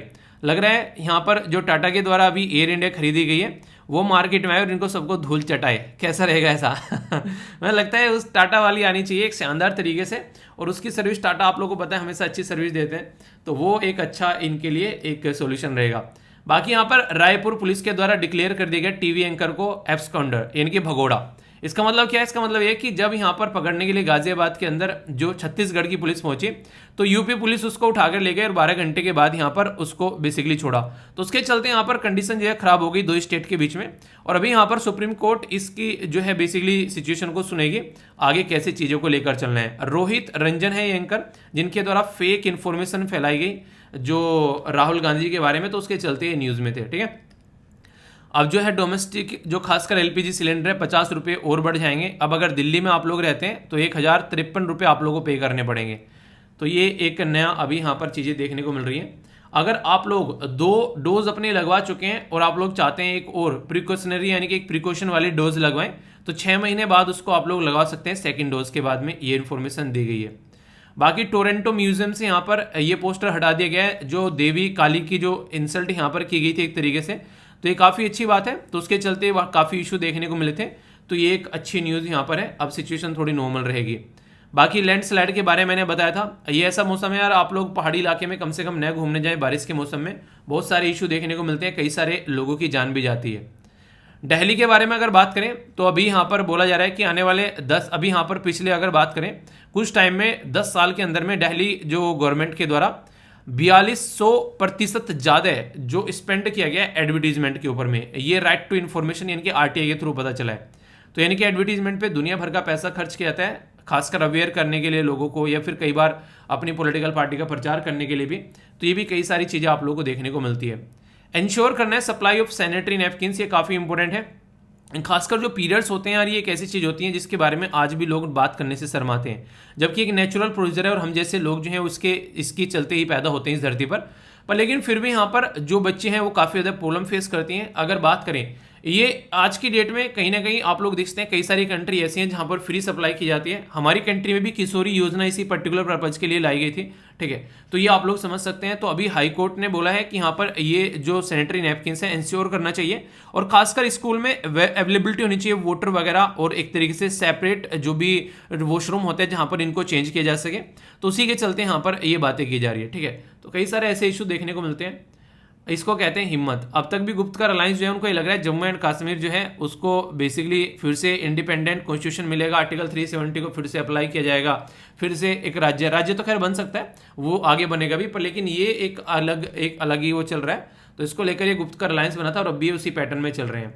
बिहार के सीएम जो है लालू प्रसाद यादव जी से मिलने पहुंच गए यहाँ पर हॉस्पिटल में, तो कंडीशन जो है थोड़ी क्रिटिकल लग रही है, देखते हैं सिचुएशन क्या बनती है। ये इंपॉर्टेंट न्यूज़ है यहाँ पर। मुख्तार जो नकवी साहब हैं उनके पास में माइनॉरिटी मिनिस्ट्री थी, तो इनका राज्यसभा का टर्म कंप्लीट हो गया। अब माइनॉरिटी मिनिस्ट्री जो है स्मृति ईरानी जी के पास आ गई है। तो ये न्यूज़ यहाँ पर निकल कर आ रही है जो कि आप लोग देख सकते हैं, ठीक है। तो इसके चलते अभी जो है ये मिनिस्ट्री जो है स्मृति ईरानी जी यहाँ पर संभालेंगी, ठीक है। एक और मिनिस्ट्री थी, मुझे एग्जैक्टली याद नहीं आ रहा है, वो जो मिनिस्ट्री है वो अभी फिलहाल देखने को मिलेगी जो ज्योतिरादित्य सिंधिया जी के पास में, शायद कौन सी मिनिस्ट्री है आई थिंक, पर हाँ जो भी है आप लोग याद रखें 75 जो आर्टिकल है उसका इस्तेमाल किया जाता है यहाँ पर। अगर बात करें जो भी यहाँ पर जो रेजिग्नेशन वगैरह दिया जाता है, एक्सेप्ट जो किया जाता है आर्टिकल 75 के, जब तुम्हारा टर्म पूरा हो जाता है, तो ये यहाँ पर आप लोग याद रखते हैं इसके बारे में, ठीक है। इसी के साथ में श्रीलंका जो है वो पहुँच गया रशिया के पास में कि भाई और तो कोई हेल्प कर नहीं रहा है यार, तुम ही हेल्प कर दो। क्यों? क्योंकि यहाँ पर अभी श्रीलंका के अंदर फ्यूल सप्लाई की बड़ी ही किल्लत हो रखी है। तो देखते हैं पुतिन साहब कितनी सुनते हैं। आज का सुडोकू बड़ा ही आसान सा है, 1 स्टार का है, जरूर अटेम्प्ट करिएगा। और रेगुलरली आप लोगों को 2 क्वेश्चन देता हूँ आंसर राइटिंग के, वो क्वेश्चन आप लोगों को जरूर अटेम्प्ट करने हैं, ओके। जब भी कोई क्वेश्चन आप लोगों से पूछता हूँ और आप लोग उनके आंसर देते हो तो काफी अच्छा लगता है, और रेगुलरली आप लोगों को पार्टिसिपेट करना होता है। तो यहाँ पर कल कई सारे क्वेश्चन मेरे द्वारा पूछे गए और बहुत ही अच्छे से नेहा के द्वारा आंसर दिए गए। तो आप लोग भी एसएलवी कमांडो बन सकते हैं आंसर देकर। अच्छा लगता है जब इस तरीके से आप लोग पार्टिसिपेट करते हैं। तो आज के एसएलवी कमांडो है यहाँ पर नेहा जी, ठीक है। तो अच्छे से पार्टिसिपेट किया करो यार, अच्छा लगता है जब आप लोग अच्छे से एग्जाम आंसर देते हो, और इससे आप लोग काफ़ी कुछ सीखने को मिलता है। जब चीज़ें एक बार लिख लेते हो ना आप लोग, तो लंबे समय तक आप लोग उनको याद भी रख पाते हो। ये हैं 5 नए शब्द आज के लिए आप लोगों के लिए, जो कि आप लोगों को इंग्लिश में काफ़ी ज़्यादा इंप्रूव करेंगे, स्पीकिंग में, आंसर राइटिंग में, एसे राइटिंग में। इसी के साथ में एनडीएस, सीडीएस या फिर कहीं पर भी एंटोनिम्स, सिनोनिम्स पूछे जाते हैं, वहाँ पर भी आप लोगों को फायदा पहुँचाएंगे। इनके ऊपर सेंटेंस फॉर्म करके देखिएगा, जिससे आप लोग लंबे समय तक इनको याद रख पाएंगे। सबसे पहले बात की जा रही है स्टैगरिंग के बारे में। तो ये होता है चौंका देने वाला, किसी चीज़ को शौक कर देना। जैसे कि नहीं डीमोनेटाइजेशन कर दिया एकदम तो सब शौक हो गए, तो ये स्टैगरिंग एक तरीके से बोल सकते हो। सेकअप यानी कि हिलाना, ये एक तरीके से सेकअप का मतलब हलचल मचाना। जैसे कि कोई भी बड़ा चेंज कर देना किसी इंस्टीट्यूशन में। प्लानिंग कमीशन जो है एकदम बंद कर दिया प्राइम मिनिस्टर मोदी साहब के द्वारा, और नीति आयोग ला दिया, तो एक तरीके से हिल गए सबकी, ये क्या हो गया एकदम, ठीक है। ऐसे आप लोग बोल सकते हैं। जीएसटी इंप्लीमेंट कर दिया, तो इनडायरेक्ट टैक्स को सब्ज्यूम कर दिया, ऐसे आप लोग बोल सकते हैं। इम्प्रोवाइज्ड का मतलब होता है एक तरीके से कि आप लोग बोल सकते हैं कि एक तरीके से कि चीज़ों को एक क्रिएट करना, उनकी जो एक यानी कहते हैं चीज़ों को इम्प्रूव करना बोल सकते हैं। स्पॉन्टेनियस इम्प्रूव करना, परफॉर्मेंस क्रिएट करना, कोई इस तरह की चीज़ें आप लोग बोल सकते हो। उदाहरण के तौर पर जैसे कि यूपीएससी का प्रीलिम्स चेंज किया गया 2013 के बाद में, तो यहाँ पर लोग जो है उसके लिए तैयार नहीं थे, ठीक है। तो कुछ भी ऐसी चीज़ें करना, चीज़ों को मैनेज करना विदाउट प्रिपरेशन, ऐसा आप लोग बोल सकते हैं, ठीक है। यानी कि पहले से तैयार नहीं थे, ऐसे नहीं कहते क्लास टेस्ट ले लिया एकदम क्लास में आते पर प्रिपेयर नहीं थे, तो ऐसा बोल सकते हैं आप लोग। नेक्स्ट यहाँ पर बात की जा रही है नेक्सस के बारे में। ये नोक्सेस बेसिकली हानिकारक, हार्मफुल, पॉइजनियस या अनप्लीजेंट आप लोग इसको बोल सकते हैं। परसीव्स होता है एक तरीके से अवेयर करना चीज़ों को, एक तरीके से रियलाइज करना, अंडरस्टैंड करना। तो 5 नए शब्द हैं, इनके ऊपर सेंटेंस फॉर्म करिएगा। अगर अच्छा लगेगा आप लोगों को, अगर सेंटेंस फॉर्म करोगे तो आप लोगों को अंदर से कॉन्फिडेंस भी आएगा और आप लोग इस चीज़ को और अच्छे से आगे भी कर पाओगे। ठीक है, आगे बात करते हैं बुद्धिस्ट म्यूनमेंट एट सांची। सांची की स्तूपा के बारे में आप लोगों ने सुना होगा। इससे अलग अलग कई बार क्वेश्चन आप लोगों से पूछे जाते हैं। सबसे पहले तो लोकेशन के बारे में क्वेश्चन आप लोगों से बन जाता है, तो याद रखिएगा सांची के जो स्तूप हैं ये आप लोगों को मध्य प्रदेश में देखने को मिलता है। आप में से कितने ऐसे भी फैमिली मेंबर है जो कि मध्य प्रदेश से, एमपी से आते निकल के, बताइए जरा। टाइम पीरियड जो है वो 2nd and 1st century BC आप लोगों को देखने को मिलेगा। इसी के साथ में यहाँ पर 12th सेंचुरी एडी तक का प्रिंसिपल जो मोन्यूमेंट है वह स्तूपा जो आप लोगों को देखने को मिलेगा 1 dated to the 2nd century और 1st सेंचुरी बीसी।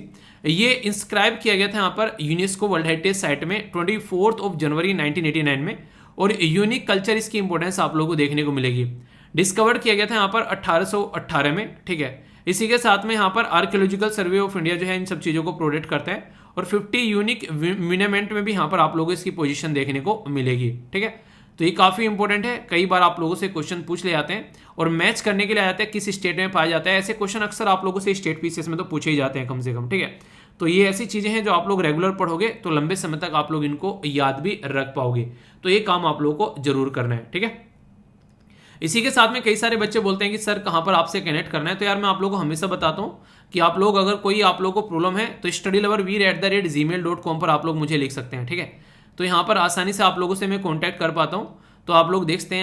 या फिर आप लोग इंस्टाग्राम पर भी आप लोग कनेक्ट हो सकते हैं। इंस्टाग्राम पर आप लोग मुझे मैसेज कर सकते हैं। ठीक है, या फेसबुक पर भी आप लोग कर सकते हैं, पर लेकिन एक जगह रखो तो ज़्यादा बेटर रहेगा। तो इंस्टाग्राम पे कर लो या फिर आप लोग यहाँ पर कर सकते हो, जहाँ पर भी आप लोगों को आसानी रहे यहाँ पर। ठीक है, और चाहो तो ट्विटर पर भी कर सकते हो, पर लेकिन सारे सोशल मीडिया हैंडल रेगुलर मेरे लिए चलाना आसान नहीं रहता है। ऑल्टरनेट डेज पे या फिर 2-3 दिन में एक बार खोल लेता हूँ, तो उस तरीके से आप लोगों को जब भी जो खोलूंगा तो उसको आप लोगों को रिप्लाई कर दूंगा। ठीक है, तो बाकी आसपास सफाई रखिए, पानी और पेड़ पौधों को सेव कीजिए, पॉलिथीन और प्लास्टिक बैग वगैरह बिल्कुल भी यूज नहीं करना है। और अब तो वैसे ही बंद कर दिया 1 जुलाई से, अब तो वैसे भी यूज नहीं करना है, और अगर करोगे तो फिर फाइन भरोगे। कभी भी सब्जी वगैरह लेने जाते हो बाहर वगैरह, अपना थैला लेके जाओ आसानी से यार, और इससे आप लोग इन्वायरमेंट को भी प्रोटेक्ट कर पाओगे। और पेड़ पौधे जितने भी लगा सकते हो, ये सबसे बेहतरीन मौसम होता है जब पेड़ पौधे आप लोग लगा सकते हो, तो जरूर लगाया करो। ठीक है, तो आसपास सफाई रखो, पानी और पेड़ पौधे लगाओ, और अपना जीवन भी और आने वाली जनरेशन का जीवन भी सफल बनाओ। और वीडियो अगर अच्छा लगता है तो लाइक शेयर जरूर करना, दूसरों तक भी पहुंचा सकते हैं। अच्छी चीज़ें बांटने से बढ़ते हैं, प्यार बांटने से बढ़ता है। और मौज लो, रोज लो, नहीं मिले तो खोज लो। मिलता हूँ नेक्स्ट लेक्चर में, तब तक के लिए बड़ों को नमस्ते, छोटों को प्यार, छोटी सी लाइफ एंजॉय करार। मिलता हूँ नेक्स्ट वीडियो में, तब तक के लिए जय हिंद।